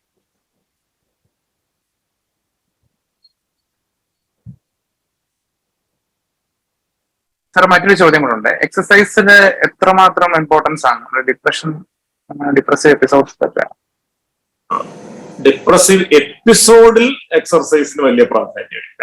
പക്ഷേ to prevent the emergence of depression definitely എക്സർസൈസിന് റോളുണ്ട്. കാരണം എക്സർസൈസ് ചെയ്യുമ്പോൾ 3-4 ന്യൂറോ ട്രാൻസ്മിറ്റേഴ്സിന്റെ വ്യത്യാസം വരും. Dopamine increases, improving your attention. Endorphins കൂടും, giving you a sense of wellbeing. പക്ഷേ ഇപ്പോ പലരുടെയും ഒരു തെറ്റിദ്ധാരണ, ഡിപ്രഷൻ വന്നാൽ ഉടനെ പോയി ജിമ്മിൽ പോയി കുറച്ച് എക്സർസൈസ് ചെയ്താൽ ഡിപ്രഷൻ മാറുമെന്ന് ധരിക്കരുത്. മറ്റൊരു തെറ്റിദ്ധാരണ, ഡിപ്രഷൻ വരുന്ന ഉടനെ യോഗ ക്ലാസ്സിൽ കൊണ്ടുപോയി ചേർത്ത് കഴിഞ്ഞാൽ ഡിപ്രഷൻ മാറും. അങ്ങനെ ഒന്നും ധരിക്കരുത്. ഇപ്പൊ ജസ്റ്റ് ലൈക്ക് നമ്മള് ഈ ക്യാൻസർ വരുമ്പോഴത്തേക്ക് മറ്റേ ഹെർബൽ സാധനങ്ങൾ എന്ന് പറയുന്ന സംഭവം കഴിക്കുന്ന പോലത്തെ ഒരു ഫോക്ലോർ മാത്രമാണത്. ബട്ട് ഓഫ് കോഴ്സ് ഒരു വേ ഓഫ് ലൈഫ് എന്നുള്ള നിലയിൽ എക്സർസൈസ് റെഗുലറായിട്ട് പ്രാക്ടീസ് ചെയ്യുന്ന ആളുകൾക്ക് compared to others who don't do regular exercise, the chance to develop depression is less. പക്ഷെ depression is a medical disorder requiring treatment. Once you develop depression, that has to be treated. അത് ചികിത്സ തന്നെ വേണം. അല്ലാതെ അതിന് ഡിപ്രഷനോ means എക്സർസൈസോ യോഗയോ ചെയ്തുകൊണ്ട് മാറില്ല.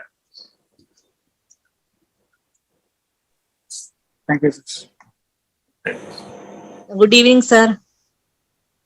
Good evening sir, ഇപ്പോ എൻട്രൻസ് കോച്ചിങ് സെന്റേഴ്സിൽ അഡോളസന്റ് സ്ട്രെസ് ഒക്കെ വളരെയധികം കൂടുണ്ടല്ലോ. അപ്പൊ അവർക്ക് ഈ കോച്ചിങ് സെന്റേഴ്സിന് കൗൺസിലിംഗ് സെഷനോ കൗൺസിലേഴ്സോ അങ്ങനെ എന്തെങ്കിലും അവരെ എൻലൈറ്റൻ ചെയ്യാൻ പറ്റുമോ? കാരണം ഈ കോമ്പറ്റീഷൻ ആണല്ലോ എല്ലാവരുടെയും. അപ്പൊ അവർ അഡോളസന്റ് സ്ട്രെസ് പലരും എക്സ്പ്രസ് ചെയ്യില്ല. അപ്പം അത് നമുക്ക് എന്തെങ്കിലും ചെയ്യാൻ പറ്റുമോ അവരോട്? അത് കണ്ടുപിടിക്കാനും ട്രീറ്റ് ചെയ്യാനും ഒക്കെ തീർച്ചയായിട്ടും ചെയ്യാൻ പറ്റും. അത് ഇത്തരം നമ്മുടെ KGMOA പോലെ അല്ലെങ്കിൽ IMA പോലെയുള്ള പ്രൊഫഷണൽ ബോഡീസ് മുൻകൈ എടുത്താൽ തീർച്ചയായിട്ടും ചെയ്യാൻ പറ്റും. ഇപ്പൊ സൂചിപ്പിച്ച പോലെ തന്നെ ഒരു പ്രധാനപ്പെട്ട ഒരു അഡോളസന്റ് മെന്റൽ ഹെൽത്ത് പ്രോബ്ലംസിന്റെ ഒരു പ്രധാനപ്പെട്ട ഹബ്ബാണ് ഈ എൻട്രൻസ് കോച്ചിങ് സെന്റേഴ്സ്. അത് കേരളത്തിലുള്ളതും പുറത്തുള്ളതും ഒക്കെ ഉണ്ട്. നമുക്കറിയാം ഒരുപാട് സൂയിസൈഡ്സ്, ഒരുപാട് മറ്റ് ഇഷ്യൂസ്. കാരണം കുറേയധികം കുട്ടികൾ അഡ്മിഷൻ കിട്ടിപ്പോകും. അഡ്മിഷൻ കിട്ടിപ്പോകാത്ത അതിന്റെ 10 മടങ്ങ് കൂടുതൽ കുട്ടികളുണ്ട്. അവർക്ക് എന്ത് സംഭവിക്കുന്നു എന്നുള്ളത് പലപ്പോഴും ഈ coaching centres are not interested എന്നുള്ളതാണ്. അതിൽ പലരും മെന്റൽ ഹെൽത്ത് ഇഷ്യൂസിലേക്ക് പോയിട്ട് ജീവിതം തന്നെ തകർന്നു പോകുന്ന ആളുകളുണ്ട്. ട്രീറ്റ്മെന്റ് എടുക്കാതെ ഒളിച്ചു വെച്ചുകൊണ്ട് നടന്നിട്ട് വലിയ പ്രോബ്ലംസിലേക്ക് പോകുന്നതുണ്ട്. അങ്ങനെ ഒരുപാട്. സോ ആ suggestion is absolutely welcome. Definitely ഇത്തരം സ്ഥാപനങ്ങൾ എല്ലാം ഇത്തരത്തിൽ ഉള്ള ചില കാര്യങ്ങൾ നടത്തണം. പക്ഷെ ആ കോച്ചിങ് സെന്റേഴ്സ് അതിന് വലിയ അനുകൂലമായിരിക്കില്ല. കാരണം അവർ ഈ പറഞ്ഞതുപോലെ ഈ കോമ്പറ്റീഷന്റെ പുറത്ത് സർവൈവ് ചെയ്യാണ്. ആ കോമ്പറ്റീഷന്റെ അറ്റ്മോസ്ഫിയർ 1% പോലും ഡൈല്യൂട്ട് ചെയ്യാൻ അവര് അനുവദിക്കാൻ സാധ്യതയില്ല. അതുകൊണ്ട് തന്നെ coaching centres may not be welcoming this suggestion, but it is absolutely necessary.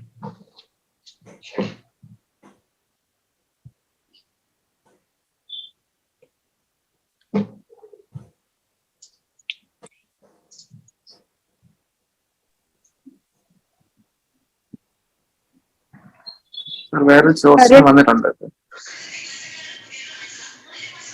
Madam പറഞ്ഞോ. മാഡം, ഞാൻ ഡോക്ടർ ദീപയാണ്. ഡോക്ടർ അരുൺ, വളരെ നല്ല ക്ലാസ് ആയിരുന്നു. എപ്പോഴും ഉള്ള പോലെ പ്രത്യേകിച്ച് പറയാനില്ല. ഇപ്പൊ എനിക്ക് പറയാനുള്ളൊരു കാര്യം, നമ്മളിപ്പോ ഡോക്ടേഴ്സിന്റെ വെൽബീയിങ് ആണ് നമ്മുടെ ടോപ്പിക്. നമ്മൾ അഡ്രസ് ചെയ്യുന്ന ഒരു പ്രധാന ഇഷ്യൂ അതാണ്. ഏത് രീതിയിലാണേലും നമ്മുടെ വെൽബീയിങ്. ഇപ്പൊ ശരിക്ക് നമ്മുടെ മുമ്പിലുള്ള വർക്ക് ലോഡ്, ഹെൽത്ത് സർവീസിൽ പ്രത്യേകിച്ചും നമ്മുടെ മുമ്പിലുള്ള വർക്ക് ലോഡ് അല്ലെങ്കിൽ നമ്മുടെ മേളിൽ വരുന്ന വർക്ക് പ്രഷർ പലപ്പോഴും നമ്മൾ വിചാരിച്ചാൽ അതിനകത്തൊരു കൺട്രോൾ ഇല്ലാത്ത ഒരു അവസ്ഥയാണ്. അപ്പോൾ നമ്മുടെ ഓരോ സ്ഥാപനങ്ങളിലും നമ്മുടെ കൂടെയുള്ള മറ്റു സ്റ്റാഫ്, ഡോക്ടേഴ്സ് മാത്രമല്ല മറ്റു സ്റ്റാഫ് എല്ലാവരും ഈ ഒരു വർക്ക് പ്രഷറിനെ എങ്ങനെ കൈകാര്യം ചെയ്യണമെന്ന് പല അവസരങ്ങളിലും കൈകാര്യം ചെയ്യാൻ പറ്റാത്തൊരു സിറ്റുവേഷൻ വരും. ഇപ്പൊ നമുക്ക് വർക്ക് പ്ലേസ് ഹറാസ്മെന്റ് കമ്മിറ്റികളുണ്ട്, പക്ഷെ നമ്മുടെ സ്ഥാപനങ്ങളിൽ ഇത് അഡ്രസ്സ് ചെയ്യാനുള്ള ഒരു സിസ്റ്റം അത് ഉണ്ടാക്കിയെടുക്കാൻ ഡോക്ടേഴ്സ് എന്നുള്ള നിലയ്ക്ക് നമുക്കൊരു മുൻകൈ എടുക്കാൻ പറ്റില്ലേ? അപ്പോ അതിന് ഒരു സ്ട്രാറ്റജി ഉണ്ടാക്കിയെടുക്കാനുള്ള എന്തെങ്കിലും സജഷൻസ് തരാൻ പറ്റുമോ? പിന്നെ ഓരോ സ്ഥാപനങ്ങളിലും. തീർച്ചയായും. അപ്പൊ നമുക്ക് ആസ് ഡോക്ടേഴ്സ് നമ്മൾ തന്നെയാണത് മുൻകൈ എടുത്ത് നമ്മുടെ സ്ഥാപനങ്ങളിൽ അത് മാതൃക കാണിച്ചു കൊടുക്കുകയും അത് ഇഫക്റ്റീവ് ആണ് എന്ന് ബോധ്യപ്പെടുത്തുകയും ചെയ്താൽ it can be a role model which can be implemented in all organisations, all government institutions. അപ്പൊ തീർച്ചയായിട്ടും ഒരു ഇൻസ്റ്റിറ്റ്യൂഷണൽ വെൽനസ് കമ്മിറ്റി എന്ന് പറഞ്ഞൊരു സംഗതി ഉണ്ടാകുന്നത് നല്ലതാണ്.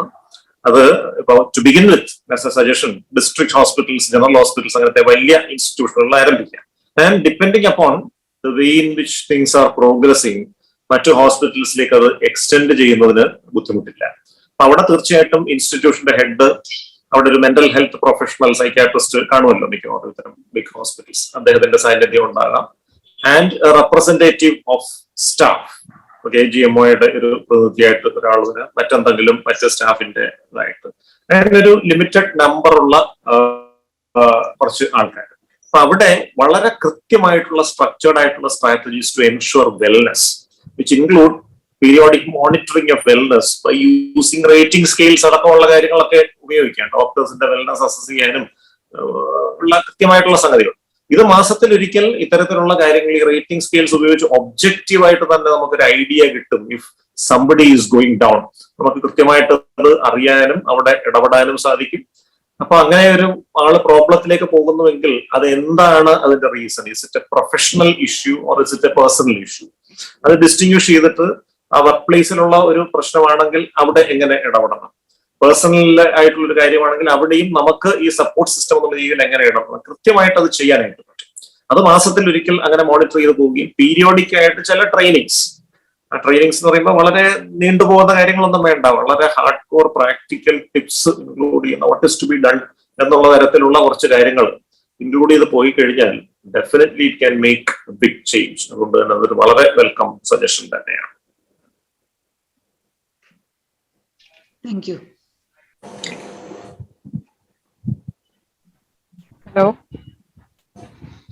ഹലോ. യെസ്, പറഞ്ഞാൽ. ഞാൻ ഡോക്ടർ സിന്ധു ആണ്, കോഴിക്കോട് നിന്ന് വിളിക്കുന്നതാണ്. ഒരു ഡൗട്ട് ചോദിക്കാൻ വേണ്ടിയിട്ടാണ്. അപ്പം എത്ര doctors among the population death ആവുന്നുണ്ട് സൂസൈഡ് കാരണോ അല്ലെങ്കിൽ ഡിപ്രഷനിലേക്ക് പോകുന്നുണ്ട്, അങ്ങനത്തെ ഒരു ഡേറ്റ ചിലപ്പോൾ ഉണ്ടാവുമായിരിക്കും in comparison to western standards. അങ്ങനെ അതിനെ കുറിച്ചൊന്ന് പറയാമോ? അല്ല, അതില് വളരെ ലിമിറ്റഡ് ആയിട്ട് കുറച്ച് ഏരിയകളിൽ മാത്രം നടന്നിട്ടുള്ള സ്റ്റഡീസേ ഉള്ളൂ. നമുക്കൊരു കേരളത്തിന് മൊത്തമായിട്ടൊരു യൂണിഫോം ആയിട്ടുള്ളൊരു ഡേറ്റ ഇല്ല. അപ്പൊ അതുകൊണ്ട് തന്നെ IMAയുമായിട്ട് ഡിസ്കസ് ചെയ്തിട്ട് അങ്ങനെ ഒരു സംഗതി നമ്മൾ പ്ലാൻ ചെയ്യുന്നു. കാരണം IMA academy of medical specialities എന്ന് പറഞ്ഞ സാധനത്തിന്റെ ഭാഗമായിട്ട് റിസർച്ച് പ്രോജക്ട് ഇത്തവണ പ്ലാൻ ചെയ്തു. അതിലൊരു പ്രധാനപ്പെട്ട ഒരു വിഷയമായിട്ട് stress and wellness among doctors എന്നൊരു സംഗതി എടുത്തിട്ടുണ്ട്. അതിന്റെ ഒരു പ്രോജക്ട് പ്രപ്പോസൽ എഴുതി സബ്മിറ്റ് ചെയ്തിട്ടുണ്ട്. അത് irrespective of sectors, government sector, private sector, എല്ലാ ഇടത്തുമുള്ള ഡോക്ടേഴ്സ്, IMA പോലെ ഒരു ബോഡി ആകുമ്പോഴത്തേക്ക് എല്ലായിടത്തും അത് ചെയ്യാൻ. അത് മിക്കവാറും ഈ വർഷം അത് റോളിംഗ് ആയിരിക്കും. അതിന്റെ വിശദാംശങ്ങൾ ഡെഫിനറ്റ്ലി തീർച്ചയായിട്ടും അറിയിക്കുന്നതാണ്. അങ്ങനെ ഒരു ഡേറ്റ നമ്മൾ ജനറേറ്റ് ചെയ്യേണ്ടത് വളരെ ആവശ്യമാണ്.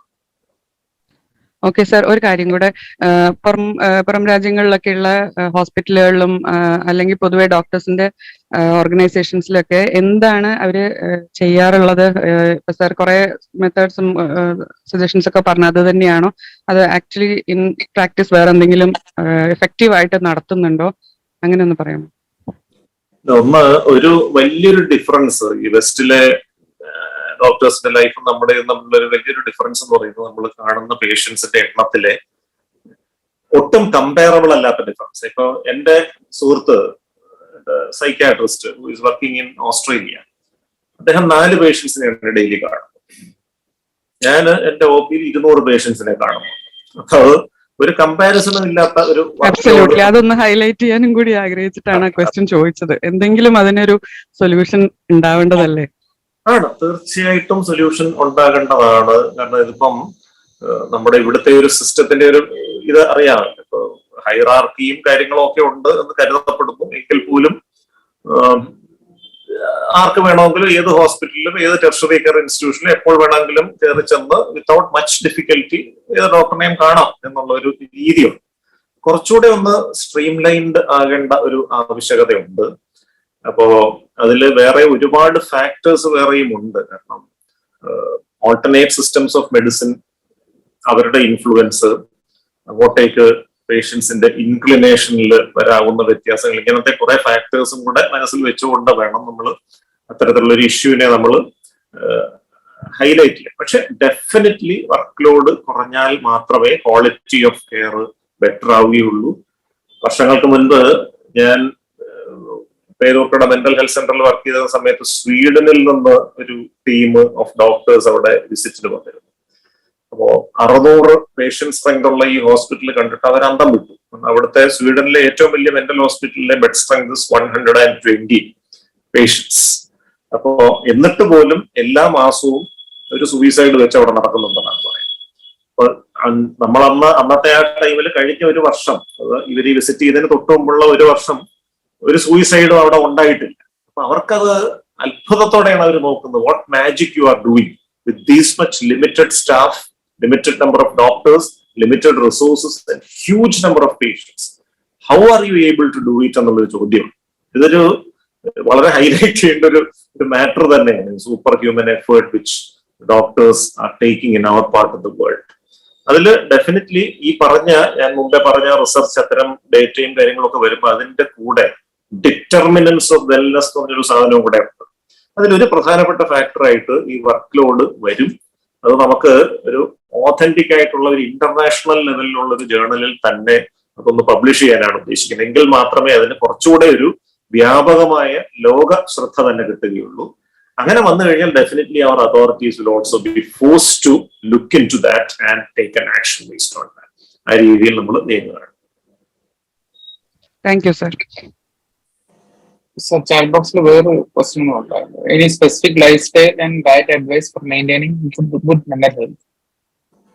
തീർച്ചയായിട്ടും. ഇപ്പൊ നമ്മള് 150 minutes of moderate exercise per week spread over 5 days എന്ന് പറയുന്നത് നമ്മുടെ ലൈഫ് സ്റ്റൈൽ ഡിസീസസ് പ്രിവെന്റ് ചെയ്യാനുള്ള അതേ ലെവൽ ഓഫ് എക്സസൈസ് മതിയാകും to maintain a reasonable mental health also. Preferably അത് സൂര്യപ്രകാശം കൊണ്ട് ചെയ്യുന്നതായിരിക്കും നല്ലതെന്നൊരു അഡീഷൻ. കാരണം വൈറ്റമിൻ ഡിയും മെന്റൽ ഹെൽത്തുമായിട്ട് വലിയ റോളുണ്ട്. We have conducted 2 studies in 2021 and 22.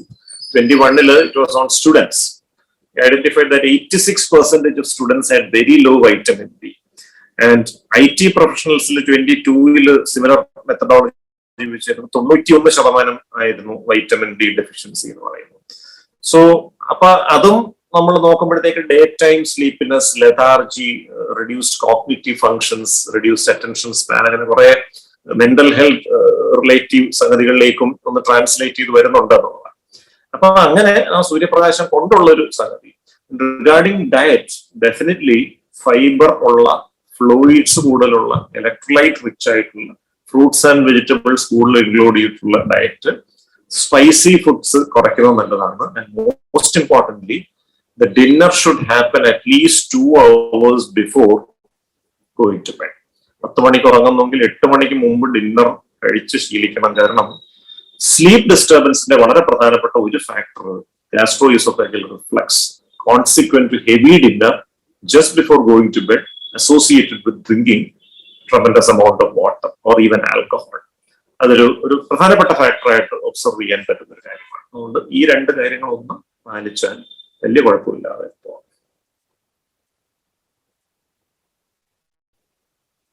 മറ്റൊരു ക്വസ്റ്റ്യൻ ഉണ്ട് സാറേ. പേഷ്യൻസിന്റെ സ്ട്രെസ് ഒരു സൈക്യാട്രിസ്റ്റിന്റെ ലൈഫിലേക്ക് കടന്നു വരാറുണ്ടോ? പേഷ്യൻസിന്റെ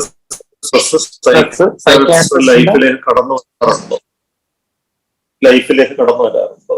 ചില സമയങ്ങളിലൊക്കെ അത് കടന്നു വരാനുള്ള സാധ്യതകളൊക്കെ ഉണ്ട്. കാരണം നമ്മൾ വിചിത്രമായ സംഭവങ്ങൾ, നമ്മൾ ഈ കഥകളിൽ പോലും വായിച്ചിട്ടില്ലാത്ത വളരെ വിചിത്രമായിട്ടുള്ള ജീവിത സാഹചര്യങ്ങൾ നമുക്ക് കാണേണ്ടി. പ്രത്യേകിച്ച് അടുത്ത കാലത്തായിട്ട് ഈ അഡോളസൻസിന്റെ ലൈഫ് സ്റ്റൈലിലെ പല കാര്യങ്ങളും കേട്ട് കഴിയുമ്പോൾ നമുക്ക് ഭയങ്കര ഡിസ്റ്റർബൻസ് ഉണ്ടാവാറുണ്ട്. കാരണം the way in which they are leading A very free life, including all sorts of problematic things ranging from free sex to drugs to everything. പലപ്പോഴും ഈ ഡിജിറ്റൽ വേൾഡ് എങ്ങനെയാണ് വളരെ സ്ട്രിക്റ്റ് ആയ മാതാപിതാക്കളെ പോലും കബളിപ്പിച്ചുകൊണ്ട് ഇത്തരം കാര്യങ്ങൾ ചെയ്യാൻ കുട്ടികളെ സഹായിക്കുന്നത് എന്നുള്ളതടക്കമുള്ള കുറെ കാര്യങ്ങൾ അറിയുമ്പോൾ ഡെഫിനറ്റ്ലി അത് നമ്മളെ അഫക്ട് ചെയ്യുന്നുണ്ട് എന്നുള്ള സത്യമാണ്. പക്ഷെ we are trying to enlighten the public about such possibilities wherever we get a chance. അല്ലാതെ അത് അഫക്റ്റഡ് ആയി നമ്മളെ തളർത്തി കഴിഞ്ഞാൽ പിന്നെ നമുക്ക് ഈ തൊഴിൽ ചെയ്യാൻ യോഗ്യതയില്ലെന്ന് അർത്ഥം. Thank you.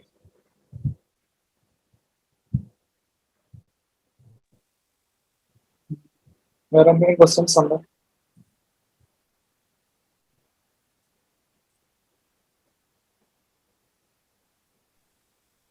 സാർ, ഒരു റിക്വസ്റ്റ് ഉണ്ട് സാർ. കുഹാസിന്റെ കീഴിലുള്ള പല medical colleges, especially private medical colleges, അക്കാഡമിക്സിന് ഭയങ്കരമായി സ്ട്രെസ് ചെയ്യുന്നുണ്ട്, കുട്ടികൾക്ക് വളരെ സ്ട്രെസ് കൊടുക്കുന്നുണ്ട്. അവരെ ഒന്ന് എൻലൈറ്റൻ ചെയ്യാനുള്ള സ്റ്റെപ്സ് ദയവായി സ്വീകരിക്കണേ. ഈ പറഞ്ഞ പോലെ എക്സ്ട്രാ കരിക്കുലറും എല്ലാ റിലാക്സേഷനും അക്കാഡമിക്സ് മാത്രമല്ല, ഇപ്പൊ 1.5 years of first year 1 year ആയി കുറഞ്ഞിരിക്കുകയാണ്. അപ്പം ഈ ബഡ്ഡിംഗ് ഡോക്ടേഴ്സിന് അവരുടെ സ്ട്രെസ് കുറയ്ക്കാൻ ഈ മെഡിക്കൽ കോളേജിന് എൻലൈറ്റൻ ചെയ്യാൻ സൈക്കാട്രി ഡിപ്പാർട്ട്മെന്റ് ദയവായി ശ്രമിക്കണം സർ. 2018 പബ്ലിഷ് ചെയ്ത ഒരു മെന്റൽ ഹെൽത്ത് സപ്പോർട്ട് മോഡ്യൂൾ ഉണ്ട് ഗുഹാസിന്റെ. ഞാനടക്കമുള്ള ആളുകളാണ് അത് എഴുതിയുണ്ടാക്കിയത്. അഗെയിൻ അത് നഴ്സിംഗ് കോളേജസ് കുറച്ചുകൂടെ സീരിയസ് ആയിട്ട് അത് എടുക്കുകയും ഇംപ്ലിമെന്റ് ചെയ്യുകയും ചെയ്തു. മെഡിക്കൽ കോളേജസ് പലതും അത് ചെയ്തിട്ടേ ഇല്ല എന്ന് തന്നെ പറയാം. കോവിഡ് വന്നതോടുകൂടി അതൊരു കാരണമായി മാറി എന്നുള്ളതേ ഉള്ളൂ. തീർച്ചയായിട്ടും അത് ഈ പറഞ്ഞ സജഷൻ ഗുഹാസിന്റെ വൈസ് ചാൻസലറുടെ അടക്കം ശ്രദ്ധയിൽപ്പെടുത്തിയിട്ട് ആ പറഞ്ഞ സാധനങ്ങൾ സിസ്റ്റമാറ്റിക് ആയിട്ട് ഇംപ്ലിമെന്റ് ചെയ്യാനായിട്ട് ശ്രമിക്കുന്നതാണ്. Thank you sir.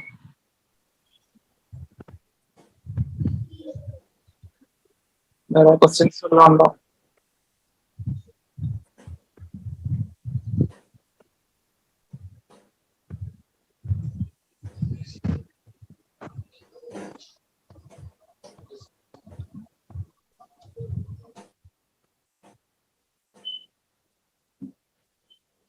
കൂടുതൽ ചോദ്യങ്ങളൊന്നും ഇല്ലെങ്കിൽ നമുക്ക് പതിയെ നിർത്താമെന്ന് തോന്നുന്നു. ക്വസ്റ്റ്യൻസ് ഇല്ല.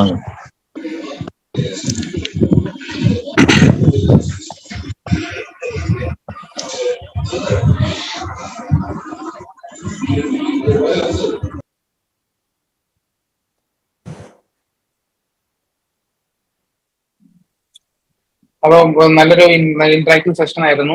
എസ്പെഷ്യലി സാറിന്റെ ഒരു സെഷൻ, അതായത് ഒരുപാട് ഡൗട്ട്സ് നമുക്ക് ക്ലിയർ ചെയ്യാൻ പറ്റി. വൺസ് അഗെയിൻ KGMOA കൊല്ലം അതുപോലെ KGMOA അക്കാഡമിക് സെല്ലിന്റെ പേരിൽ സാറിന്റെ ഹൃദയം നിറഞ്ഞ നന്ദി നൽകുന്നു. കൂട്ടത്തോടെ നമ്മുടെ ഇനി വരാനിരിക്കുന്ന സമയങ്ങളിൽ ഡോക്ടേഴ്സ് അനുഭവിച്ചുകൊണ്ടിരിക്കുന്ന ബുദ്ധിമുട്ടുകൾക്ക് എതിരെ നമ്മുടെ KGMOA അസോസിയേഷനും അതുപോലെ മറ്റ് ഇതുപോലെ നമുക്ക് ഒരുപാട് ആശയങ്ങൾ സാർ തരാൻ കഴിഞ്ഞു. അതിൽ വളരെ നന്ദിയുണ്ട്. ഒരിക്കൽ കൂടി സാറിന് ഹൃദയത്തിന്റെ ഭാഷയിൽ നന്ദി നമസ്കാരം. Thank you very much.